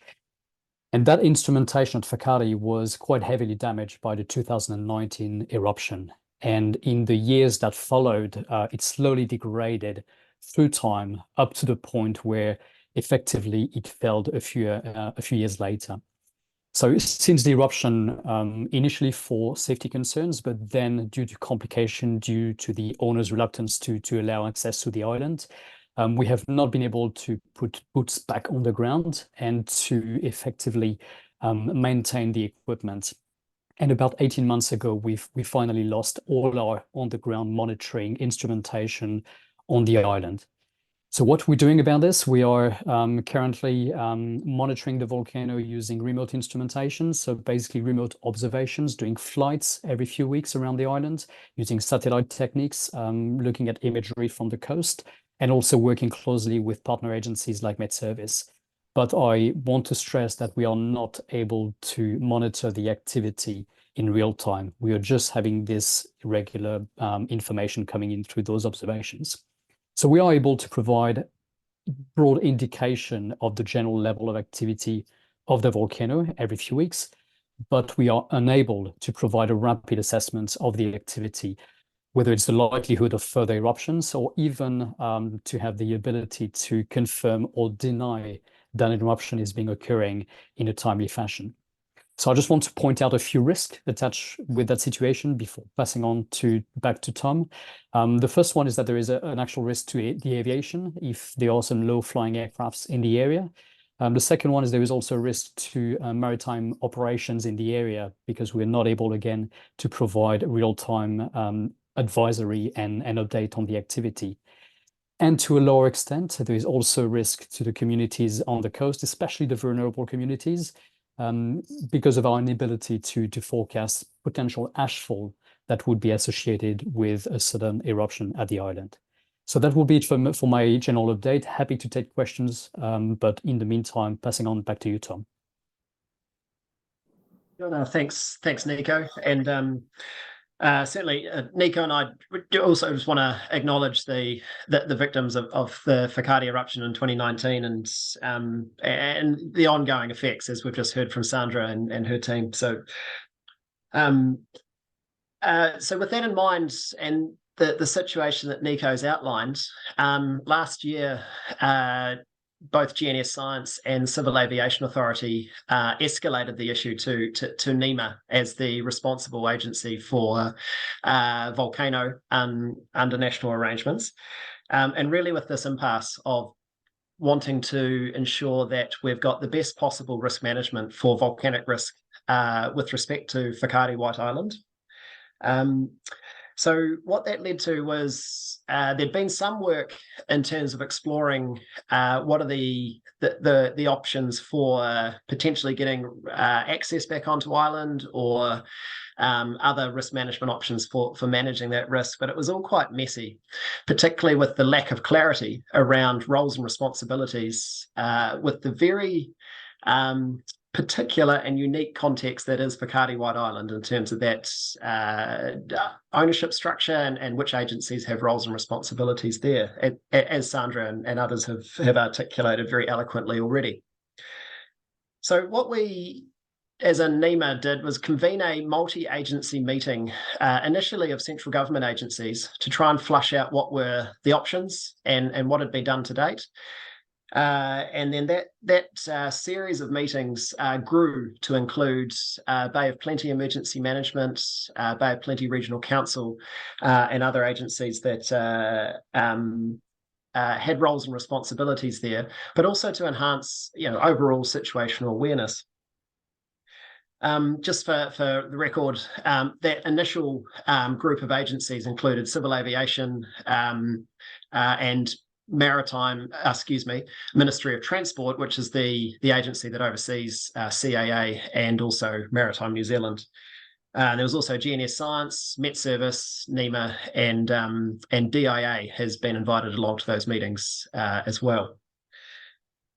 So where things have got to is we've explored in detail potential mechanisms for or explored pathways perhaps for potentially getting back onto island or getting the GNS Science teams back on there.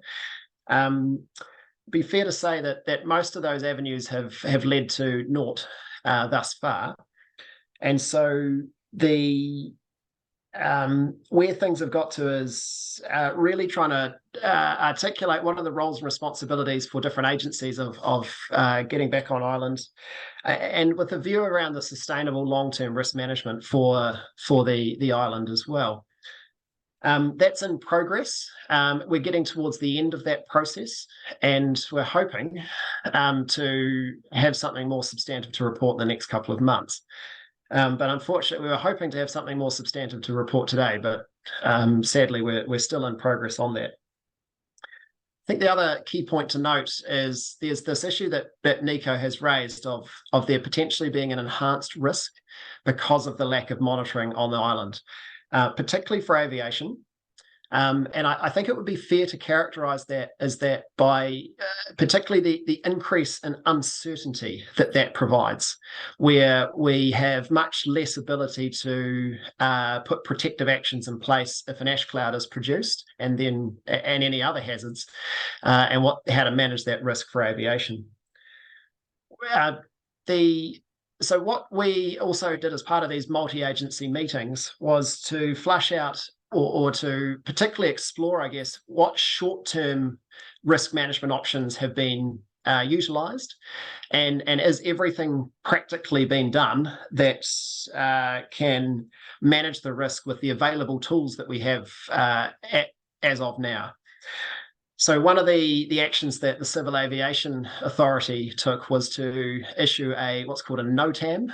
Please don't ask me what the acronym is, but basically an advice for airlines for airspace for that airspace being closed. It's not a long-term option, but it's sufficient in the short to medium term. CA, it'd be fair to say, CA is not probably easiest just to leave it that it's not a long-term enduring option, but it certainly provides some cover.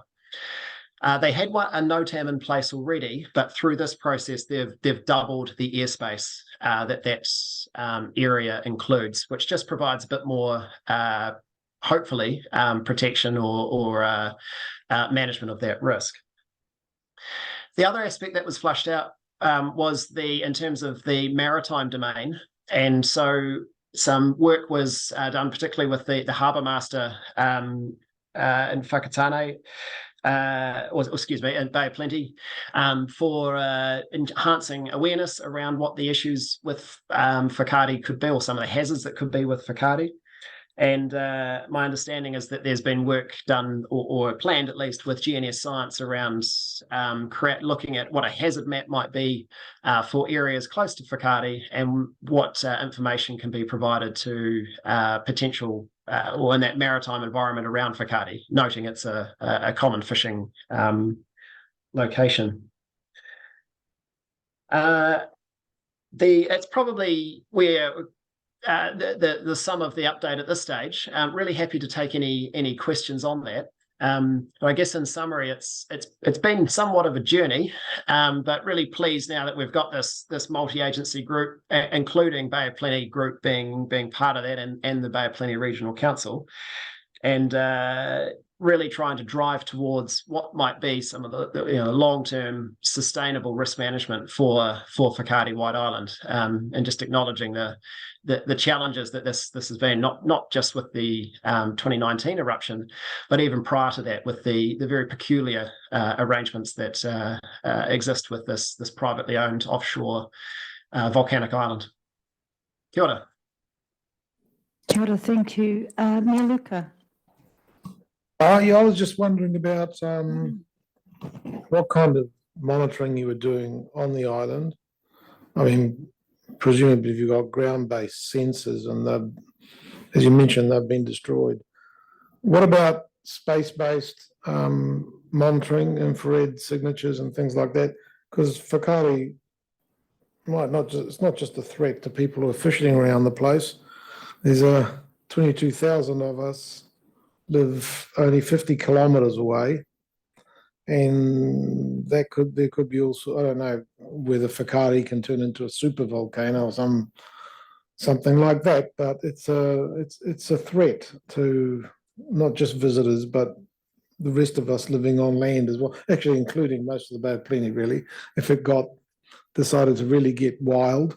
So the ability to monitor that island properly, well, comprehensively, using modern techniques, to me seems quite important, given that it's not a localized threat at all. You get what I'm saying? Thanks.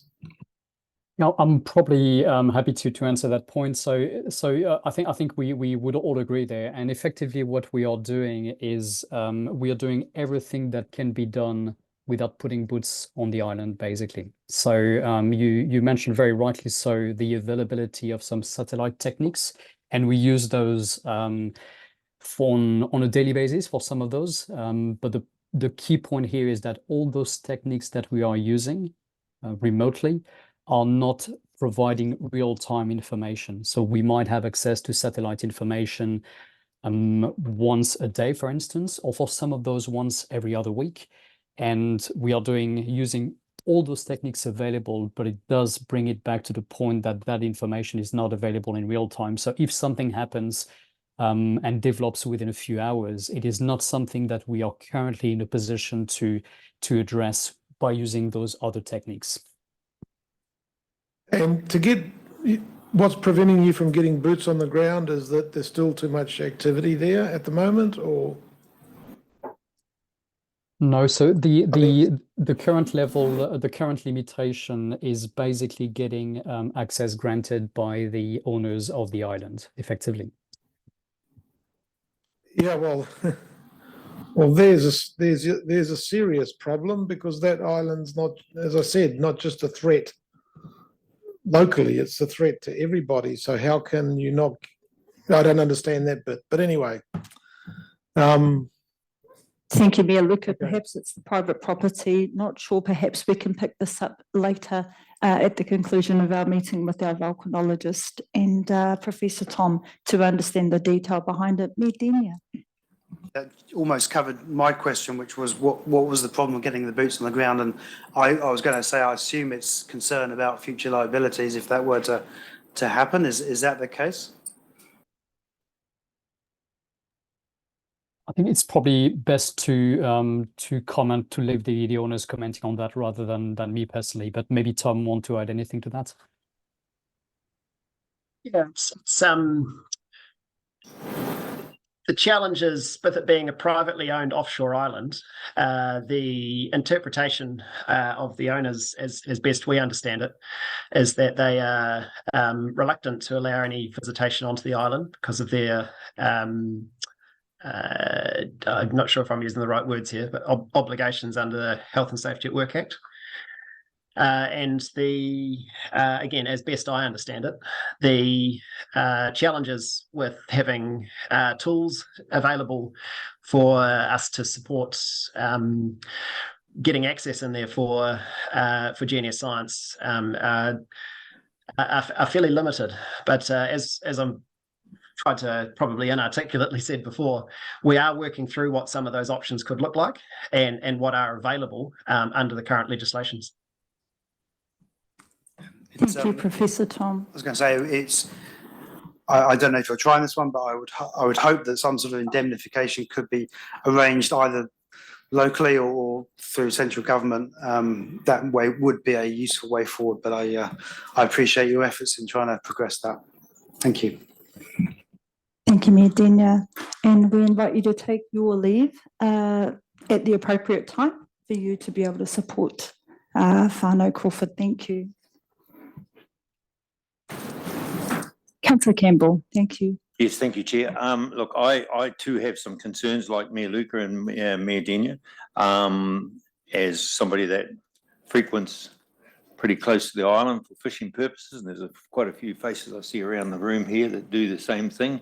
And I heard, well, I saw a red flag straight away when they mentioned the harbour master having some responsibilities out there. Is there for maritime exclusion, an exclusion zone, or what's the situation there? Because I would suggest that regional council might be a little bit concerned then if people are going out there. And I know that my family were out there as late as last week, very close to the island. It's always quite a neat place to sit behind on a stormy day and relax and participate and talk. But it's it's certain areas it could be quite a problem if there was another explosion. And are we liable for it? That's all I want to know, please. Professor Wilson, if you have anything to share, please. Sure. I think, Clinton, I'd be keen to throw to you for some of these aspects, but I hear a quick comment. I think one of the key things that's important to recognise here, and Nico, just jump in here if I'm saying anything silly. The volcano itself is that the main thing that we're trying to track is if there's an eruption, having sensors and continuously monitored sensors is the critical thing. So if we can see that eruption being produced immediately, that's important for alerting aviation, but also for providing wider warning, both for possibly in the maritime domain, but also for communities on the coast of the mainland or the North Island. It's still an active volcano that could erupt without warning as most of our volcanoes are in that setting. So I think for any person or group or whatever approaching a volcano like this, is you always want to have it in the back of your mind that that's a possibility. And so ensuring that it's being watched or when you're operating in that environment's an important part of any trip close to the area. But I think through the process of the multi-agency meetings was that identified that some additional information could be provided, and that it could be picked up and used for just reminding boaties or people operating in that environment would be useful, and having a bit of science advice around what the extent of potential eruption hazards or eruption phenomena that could come out and potentially affect people, how far that extends and how far it doesn't. So I think that's the objective of what that work is looking to do. Clinton, I'm not sure whether you wanted to add anything further on that. Director Nordé. Yes, thanks, Tom. And particularly address, I think the key thing here is, as Tom pointed out, we have been brought in and we've been tasked with a specific work stream around the maritime aspect because of our linkage with the Harbour Master's Office and Regional Council. So we're all in working on this. There is, as Tom said, there's always this question, roles and responsibilities in legislation. You heard about states of emergency. So a civil defence controller, group controller, for example, can have powers, but it's normally when an event's happening. The Harbour Master has got certain powers for exclusion zones, which he used during Whakaari, but the event has to, so there's this, the period we're talking about is monitoring it when we don't know what's happening, versus once it starts to indicate signs, then we switch to a different protocol. So what we are looking at now is an enhanced education program, an enhanced awareness program that we, similar to what the Department of Conservation take around Mount Rapier, and how we keep people informed of that this is an active volcano, and we have to remind a lot of people of that, and that these are things to look out for, and these are the sort of areas you'll be working in. So that's part of the work we're doing with GNS, is mapping out that immediate educational, to use the language, zones, and what could be expected in each zone to be aware. So people are empowered themselves if they're out and about and seeing things. I would say it's very similar to when we say tsunami. Don't wait for the official warning, long or strong get guard. This is a similar concept we're looking at, is how do we let the boaties know what to look for, what to be aware of if they're around that area. Thanks. Thank you, Mia Luca. Yeah, it's been a while since I did my earth science and volcanology, but listen, any volcano, even the one that's extinct, could potentially erupt, right? I mean, there are 52 around Auckland. But you can also have warnings. You can get warnings. It can, I mean, most of the time, wouldn't you get some warning as to an increase in volcanic activity and the chances of eruption? I'm just after a sort of a, is it 1 or 2% of the time that a volcano can erupt without any warning at all? Or is there most of the time, can you get warnings? Kia for your question. The best way I can probably describe it is if you think about a patient, what we can do if we consider our volcano like a patient, we can usually tell that the patient is a bit sicker, and that's what we do with the vast majority of our monitoring. But very often we can't tell exactly when the patient is going to cough. And that's the challenge with most of our volcanoes. We've got this broad tool of volcanic alert level system that we use to convey that the patient is getting a bit sicker and that a likelihood of an eruption is probably increasing. But very often it's incredibly difficult to get telltale signs immediately before an eruption. So some volcanoes are easier than that, but our volcanoes are just not possible at this stage to do that. Right, but it is useful to know that the patient is sick. Correct. Better to know than not to know. Exactly. So our inability to monitor the patient that's sitting 50 kilometres off our coast is impeded because it's in private hands. So perhaps Bay of Plenty Regional Council could buy the island. How about that? Thank you, Mia Luca. it may be best that there's a light local touch that could assist the lack of access here, if that's something that you can help our multi-agency team being led out. I'm sure that would be appreciated. Your concern is shared around the table. Happy to support you in your leadership in your local area to help assist that. Thank you for that presentation, team. We do have a recommendation. I'm sure you'd love to move that, Mayor Luca, to receive the report and pick up the extended conversation, seconded by Councillor Campbell. All those in favour, please signal aye. Those against, the item is carried. We're staying with Professor Tom Wilson for the verbal update with regards to the National Catastrophic Planning. We're again in your hands, Professor Wilson. Thank you. Oh, kia ora, thank you, Chair. So this is a real privilege to be at the at your meeting today and to give an update both on Whakaari and also on catastrophic planning. Well, this is going to be a joint item between myself and also Dave Gawn, who's there with you in the room, and no doubt Lily will keep us on track and under control.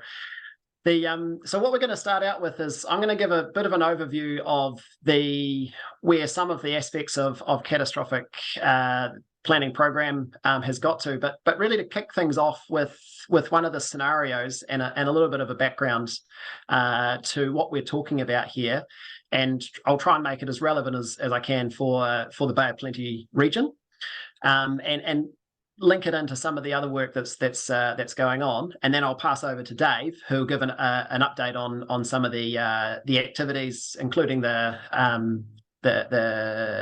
catastrophic handbook planning handbook, I should say, that's being pulled together.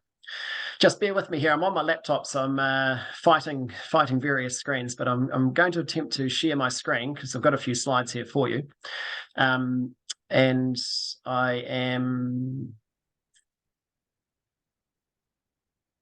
just working out how to share. I don't know if I've got permission, which is embarrassing. I should have got that organised prior to this. Oh, there we are. Sorry, I'm having a moment.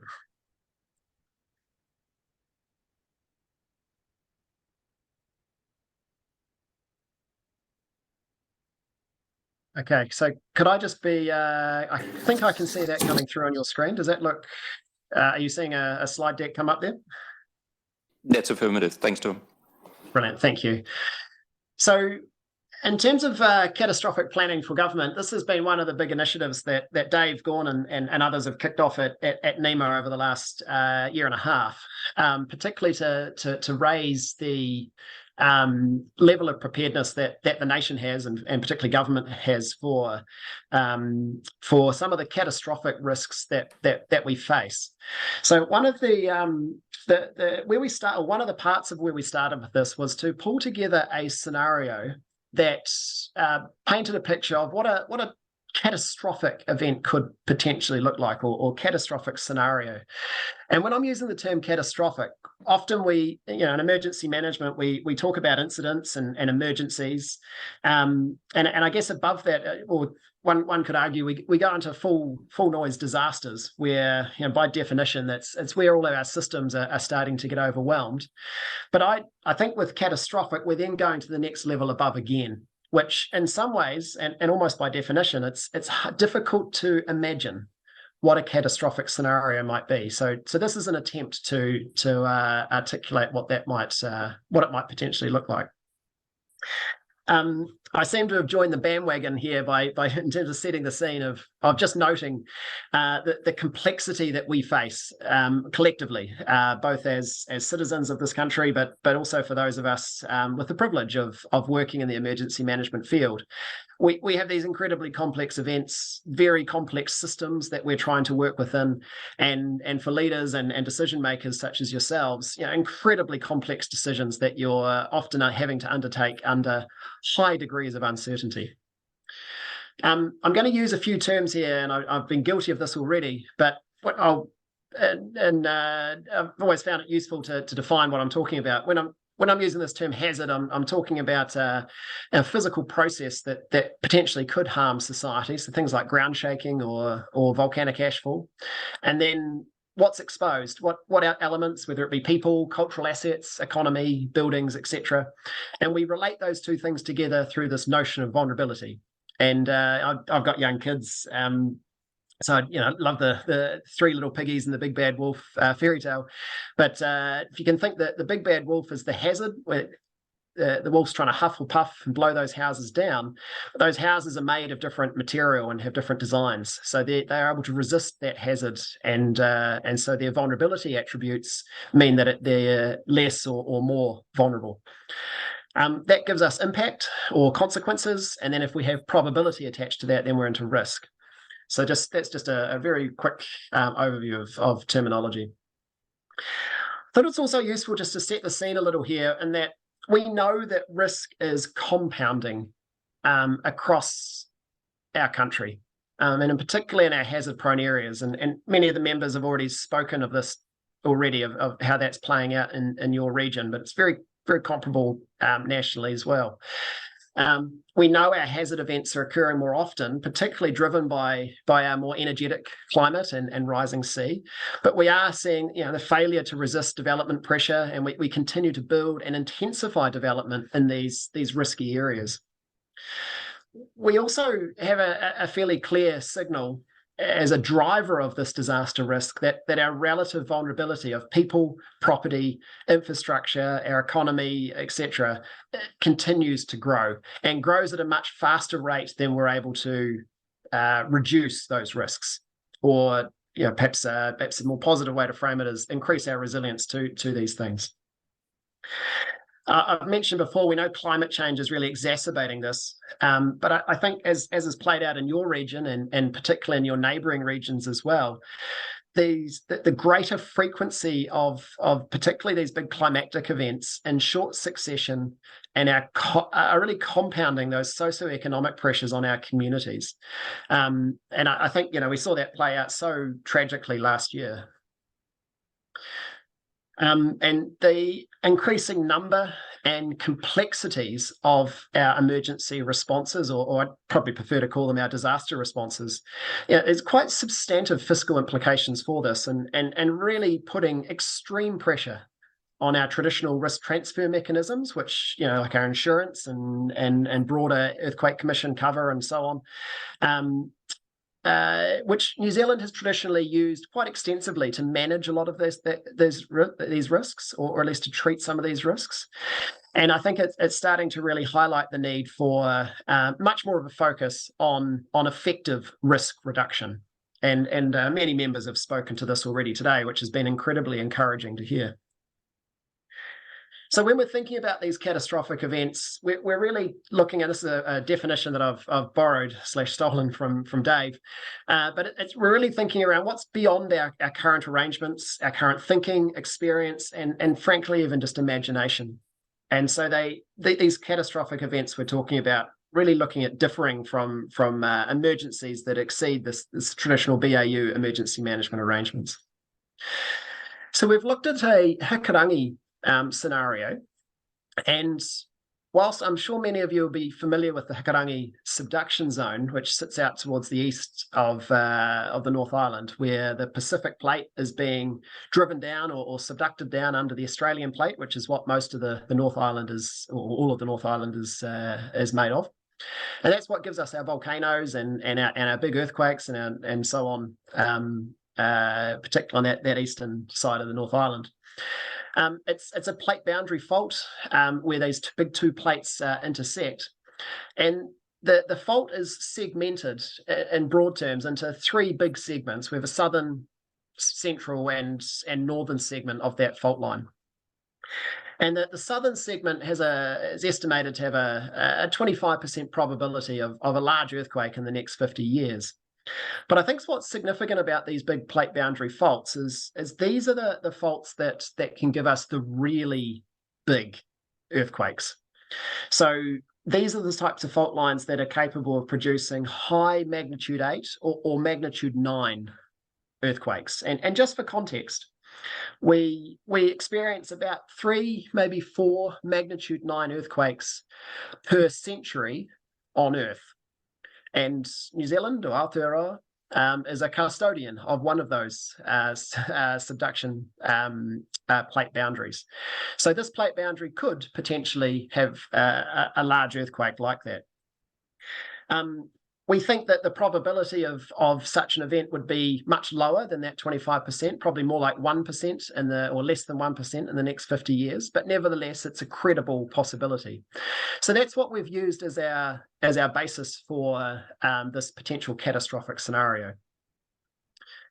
So we've used we've defined it as a maximum credible event for this area, and so we're using a magnitude 9.1 Hikurangi subduction zone earthquake, and other crustal faults in the area also rupturing. So what you're seeing on the right there is a shake map or areas of equal shaking, and so hopefully what it's clearly showing is much of the east coast of the North Island, but also substantive parts of the Bay of Plenty region would potentially have what's called violent shaking under that classification there, and that would be shaking which was extremely difficult to stand in, almost certainly causing building damage and potential severe building damage in some cases, but the shaking will occur for minutes, not seconds, but minutes. And so it's whilst it's almost difficult to conceive what that might look like, it's very much something that could be possible on this event, or excuse me, on this fault line. So we've found this to be quite a useful scenario for our catastrophic planners and other agencies and partners to use as a basis to at least conceptualize what we're looking at and how they might address some of these challenging impacts that might occur from something like this. Apologize, I hope this isn't too jerky, but we've got a simulation here of what a potential Hikurangi subduction zone earthquake might look like.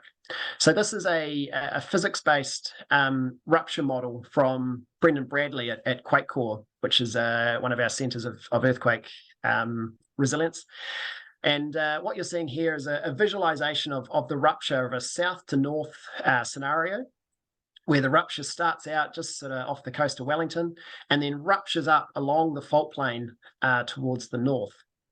Don't worry, it's just a visualization. You're not going to see the land or ocean ejected up hundreds of kilometers into the air. But what it's trying to show there is the ground motion that we're seeing, and as that seismic energy radiates out away from that rupture zone. You can see the nature of the effect of this, where the fault line is rupturing at about the same speed as the seismic energy can radiate out away from that rupture zone. So with that south to north rupture scenario, it means that a lot of energy gets stacked up as it's rupturing towards the north. So you get this big sort of train of energy, if you like, being directed there northward. So already we're seeing Bay of Plenty, all of Bay of Plenty being affected by the initial shaking, and then more and more energy being directed and across. So it's areas like from Wellington to the northern part of Tairāwhiti will have had an extreme shake, and which will have gone on for tens of seconds, if not minutes. But also, so will all of the North Island, and certainly all of the South Island would feel it, but the upper part of the South Island probably had quite a good shake as well. That energy will continue on, and likely to be felt in Sydney as a context. So if you're keen to see that again, just Google Brendan Bradley YouTube channel. He's got a number of these types of simulations, but for the sake of time, I'll just continue on here. One of the critical things with a subduction zone earthquake, and as we've seen play out in many areas around the world with these types of earthquakes, is it also displaces a large amount of water in the ocean and creating a tsunami. So this video here, and again, I apologize if it's a bit jerky through the Zoom connection, but what you're seeing here is the waves from the magnitude 9 Tohoku earthquake from 2011 that affected Japan. And we see this big displacement of water and these big tsunami waves rushing into shore. Now, it's better to think of them almost like a surge of water because the wavelength of the wave is quite long. So the water just keeps on coming. And so by the time it hits the coast and then it starts to pick up this debris, it becomes almost like a sort of hyper concentrated flow where it becomes a lot denser. There's a lot more momentum within it. And so they're incredibly damaging, both to the built environment and the natural environment. And as you can imagine, really quite lethal. There's a sort of broad rule of thumb of tsunami waves up to your chest height presents about a 90% chance of dying. And a lot of that might be or partly might be from drowning, but often it's actually the crush or the kinetic trauma that can occur from here. And you can get a sense of that from the video at the moment, where just the sheer amount of debris that we have in those tsunami waves, it's not a particularly safe place for anyone to be. Again, for the sake of time, I'll just continue. But the wave model that was modeled for a magnitude 9.1 scenario, we can see playing out here. And I'll run this a couple of times, but hopefully you can see here that the earthquake's occurred and it's created a large wave, which you can see in sort of red and blue in terms of that difference of wave height. You can see how that wave wraps around Tairāwhiti and starts to affect the Bay of Plenty coast. So certainly we would be expecting large numbers of all of your tsunami zones to be evacuated, certainly in Bay of Plenty and across many other areas. But I'll just run that again. And so that's at 15 minutes. That's at 30 minutes after the event. And so within about, let's call it 35 to 40 minutes, the Bay of Plenty coast is being affected. And right through to now Tauranga and other parts at about 50 minutes, receiving those first waves. And those waves keep coming. The other thing I'm hoping you picked up was the entire eastern seaboard of the North Island received a wave within 15 to 30 minutes. So very short amount of time for people to evacuate out what will no doubt be large waves incoming. And of course, this is in the context of having just received or experienced and hopefully lived through a severe earthquake of tens of seconds to minutes of severe ground shaking. And so there's likely to be lots of other impacts that have occurred as well. So it creates a very challenging circumstance. We also did some landslide modelling, looking at an event like this. Again, it's remarkably for Bay of Plenty and particularly Tairāwhiti and Hawke's Bay, it's very similar to landsliding patterns that we observed with Cyclone Gabrielle. But you can see here for this event that severe landsliding also extends down into Wellington and the Wairarapa as well. As I'm sure you'll be well aware, big earthquakes like this create a large number of different hazards. So what we tried to do was taking all that hazard modelling and look at what might the impacts for something like this look like to make it more perhaps useful and for the planners to work with, but also for key leaders like yourselves to conceptualise what this might look like. I do note that all of this modelling has a fairly high degree of uncertainty, so please take this with a little bit of a grain of salt. But it has been done under using some of the best talent we have in the nation. So there's a fair degree of robustness with it. But the casualties estimated for an event like this are quite confronting, where for both the combined casualties from shaking and tsunami, the injuries are estimated somewhere in the ballpark of 25 to 26,000. And by injuries, I mean those that would need hospital or medical centre grade care. It's not like you've bumped something and have a minor bruise. It's these types of injuries would need quite substantive care. And we have approximately 22,000 estimated fatalities. Now, what's critical here is this is assuming a 70% evacuation rate for those that are in tsunami evacuation zones. That's broadly about the rate that we seem to see New Zealand communities complying with an evacuation notice, particularly for a long, strong get gone warning of a natural queue. But I think particularly based on data from the 5th of March 2021 event, that might be optimistic. If we assume no one evacuates and we have that tsunami coming in, the injuries increase slightly, but you can see the fatalities or the estimated fatalities go up significantly. So that's where perhaps the easiest way to break that down is a lot of injuries from our shaking, the ground shaking from the earthquake, but the fatalities from our tsunami expected to be very high if there's no evacuation for an event like this. This will overwhelm the health system and cause a number of other significant challenges. The evacuated and then in the longer term displaced populations from the tsunami alone are extremely high numbers from a national perspective. Over 400,000 people will be in activated tsunami evacuation zones in the immediacy. For an event like this, pretty much the entire country that's in an a tsunami zone would be asked to or warned to evacuate. But of course, those that are closest to the event, they will need to rely on the natural queue or the natural warning to evacuate because there just would not be time for any instrumented warning to come out. So that's where that long, strong get gone message is just so critical. And having that sustained and practiced is essential. Within 24 hours, there would still be over 100,000 people in activated tsunami evacuation zones due to the likelihood of further aftershocks. And to be fair, many of those zones will have had substantive damage, with an estimated 30,000 residential homes damaged to the point that they're unlikely to be habitable. So at the very least, we have over 100,000 people displaced from coastal areas with an event like this.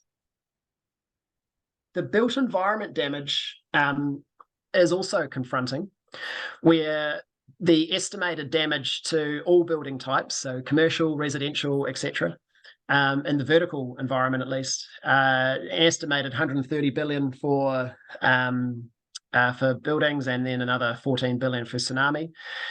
So about 144 billion of losses. And that's about half of what was experienced in the Great East Japan earthquake back in 2011. So this would be a globally significant event.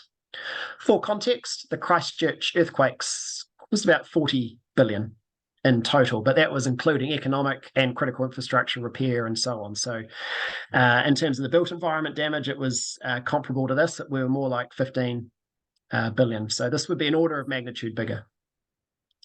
We didn't model the critical infrastructure, but certainly the insights from Cyclone Gabrielle, I think, can paint that picture fairly effectively.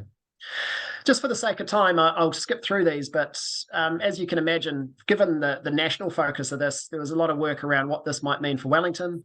The long and the short of it is Wellington would be significantly impacted, and that, of course, creates questions of what's our ability to respond, both as a government and an emergency management system, at least at the national level. So lots of work being used to plan through aspects of that. Finally, just to finish off here, I want to put this in context with some of our other big natural hazard risks that we have exposed here. And my apologies for the ridiculously small text on this slide, but this is in the NEMA BIM if you want to get hold of this. But this scenario is about a 1% chance of occurring in the next 50 years. And this compares to the likes of Alpine Fault earthquake, 75%, with about a $10 billion loss estimate. And there's different scenarios there that we've modelled. But what I thought might be useful is to compare that against actual events over the last 10, 15 years, where the probability of an equivalent Cyclone Gabrielle event in the next 50 years would be estimated in the order of about 80% probability. And I think, interestingly, Kaikoura earthquake, which is a magnitude 7.8 earthquake in 2016, the day before that earthquake occurred had about a 1.7% chance in the next 50 years. The Canterbury earthquake sequence had less than 1% probability in the next 50 years, the day before it kicked off on the 4th September 2010. So these rare or so-called rare events do occur, and we have experienced them, and they're very challenging for the nation. That's all from me. I'll hand back now to Dave, and really happy to take any questions at the back end of that, but I apologise. I think I might have gone over time a little bit there, but hopefully useful for discussions. Yeah, kia ora. Kia ora, see Dave, we're with you. Thank you. Thank you, Madam Chair, and I'll keep this really brief because I know that we're due to wrap up. What Tom Menwith said he'd outstayed his welcome. He's a great person to take to a party if you ever want some conversation started.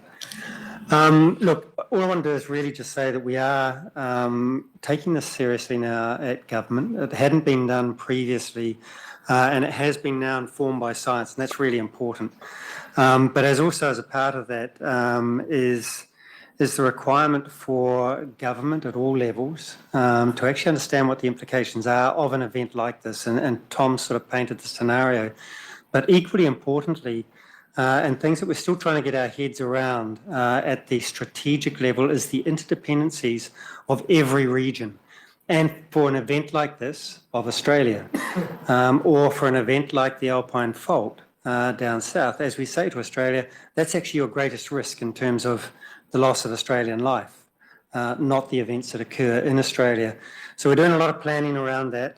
And the intent is to provide a guideline essentially for controllers, particularly the National Controller, to think about and start to create the contingency plans that can be developed for specific areas, understanding what the science says, what the effect will be, and as I say, more importantly, what the interdependencies are of, in particular, supply chain management. And I'll just create one, or tell you about one little thing that we weren't aware of at the time. During Gabrielle, there were flights going in and out of Napier by air ambulance, and they weren't going to pick up people.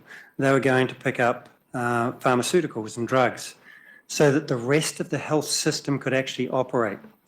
And understanding where these bottlenecks are, where these critical nodes are, and what the linkages are between them nationally, strategically, and how each region fits in is a part of what this catastrophic planning is about. To support that, we're running a national exercise, Rufeno. I think there's a briefing from Lily in the papers, and that will start to tease out some of these issues.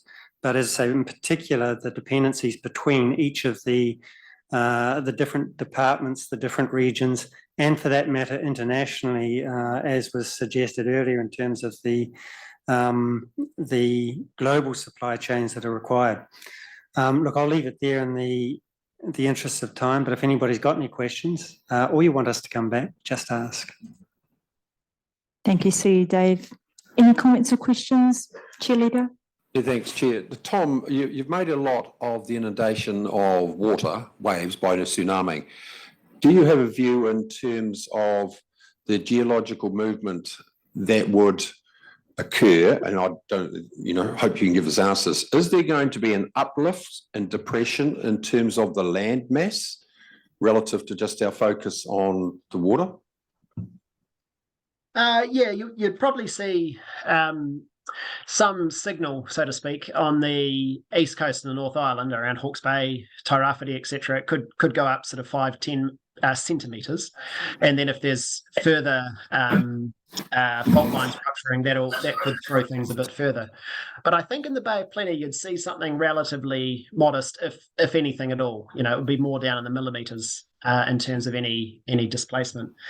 It's not probably comparable to what was seen after the Kaikoura earthquake, where the fault ruptured from onshore to offshore and threw up a lot of that coastal platform. It's a very different type of fault in this circumstance. Thank you, Chair Leader. If there's something further from members, we have a recommendation, please, to receive the verbal update, moved by Mayor Luca, seconded by Councillor Campbell. All those in favour, please signal aye. Those against, The item is carried. I'm staying with CE Gorn, actually. We will move on, please, to agenda item 7.7, which is our NEMA agency update. Thank you. And just a caveat, there is no need to recover from the catastrophic. I think we've absolutely got that from the previous agenda item. Thank you. Lily, we're with you. Thank you. Tēnā tātou. NEMA's provided a written report that I will take as read through you, the Chair. If there are any questions while I'm here with our CE, we are happy to take those. I'll leave that for you, the Chair. Thank you. I will note, however, that the information is clearly about the EM bill is clearly out of date from the report based on the update we received from the Minister today. That is the only change. Very good. Thank you, Advisor Folds. Any questions from members? That's the benefit of having the Minister in the room. You get that hot off the press and have the latest update.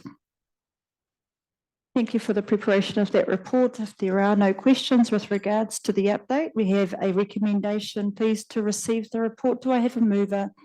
Councillor Campbell, seconder. Meluka, thank you. All those in favour, please signal aye. Those against, item is carried. We will not, in the interest of time, rehash agenda 7.8 because we've already covered that. Moving on, please, to page 110 of our agenda, which is agenda 7.9, the Bay of Plenty Civil Defence Emergency Management Local Recovery Manager Rescindment. Director Norde, we are in your hands. Thank you, Madam Chair. Again, I'll take the report as read. A statutory requirement of this committee to appoint or rescind appointments of controllers and recovery managers. And due to a resignation of staff in Potikī District Council, we are requesting the rescindment of a local recovery manager appointment for Anna Hayward. Thank you. Thank you. I have recommendations moved by Mayor Luca. Do I have a seconder? Seconded by Councillor Campbell. All those in favour, please signal aye. Aye. Those against, the item is carried. Moving on, please, to page 114, which is agenda item 7.10, our Regional Safety and Rescue Services funding for the 24-25. For 24-25 through to 26-27. We are joined at the table by General Manager Brendan Fraser. Brendan, we're in your hands. Thank you. Good afternoon. Thank you, Your Worship, and good afternoon, members. I think all the relevant information is in the report. Just to add a couple of points, we didn't say who was on that subcommittee. So just a reminder, the subcommittee was made up of a member from each of MBOC, FENS, St John, New Zealand Police, the Regional Council, Rotorua Lakes Council, and the Western Bay of Plenty District Council. And in terms of the quantums, the proportions that they've recommended to you for recommendation back to the Regional Council, the proposals were similar to those that we've had in recent years. And so the recommendation is to allocate a similar proportion of both the overall fund and the requested funds as previous decisions. I'm happy to answer any questions. Any questions or comments from committee members, please?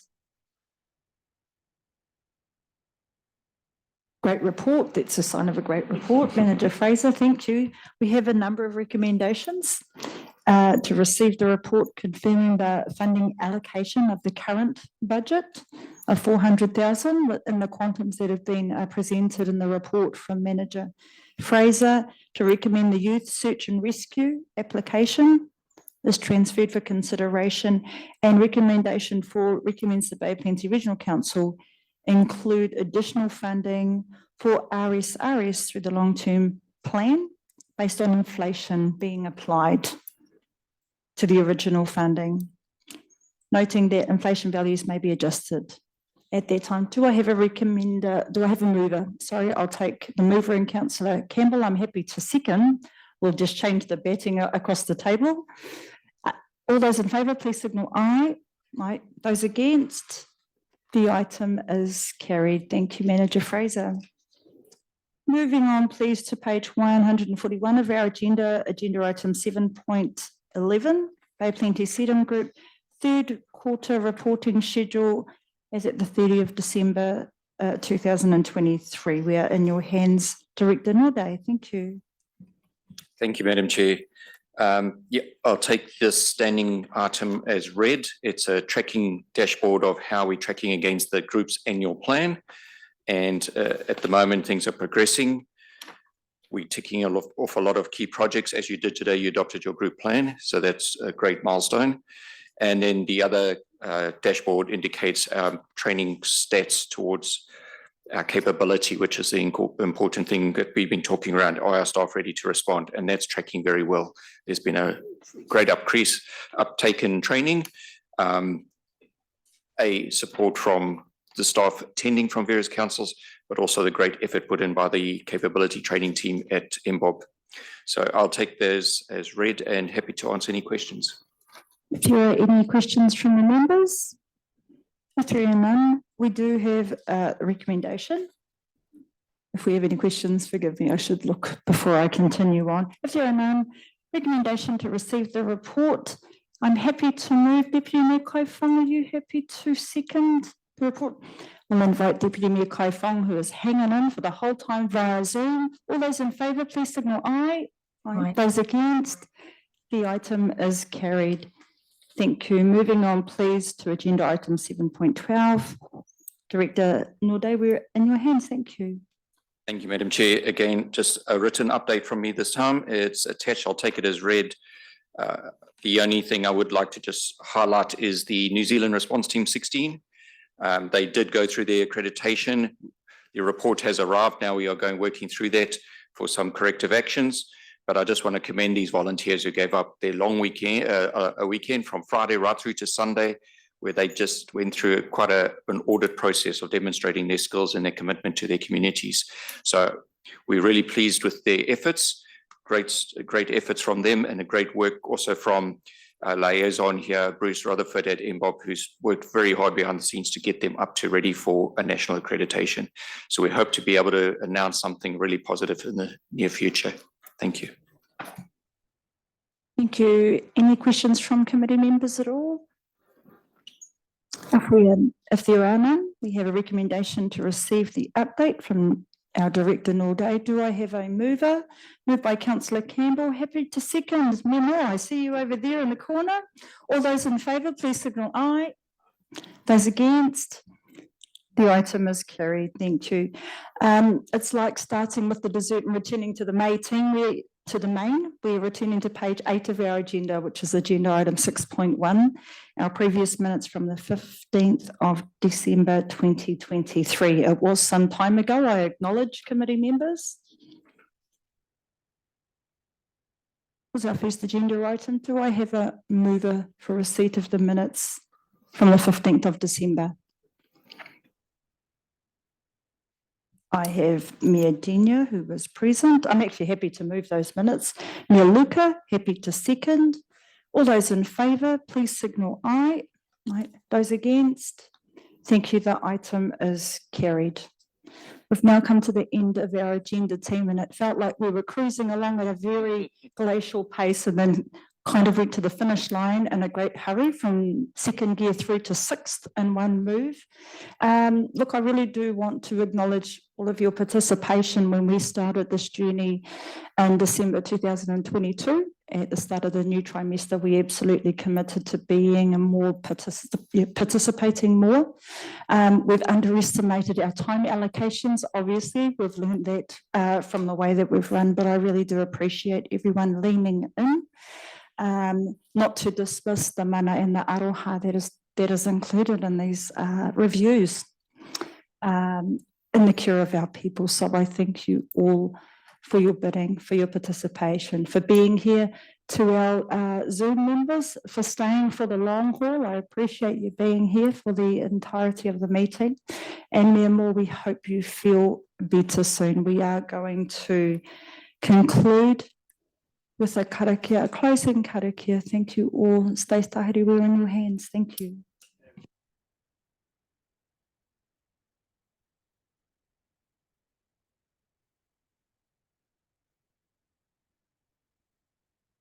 Tai kia. Thank you. We conclude our meeting at 12:44 p.m. Keep safe, everybody.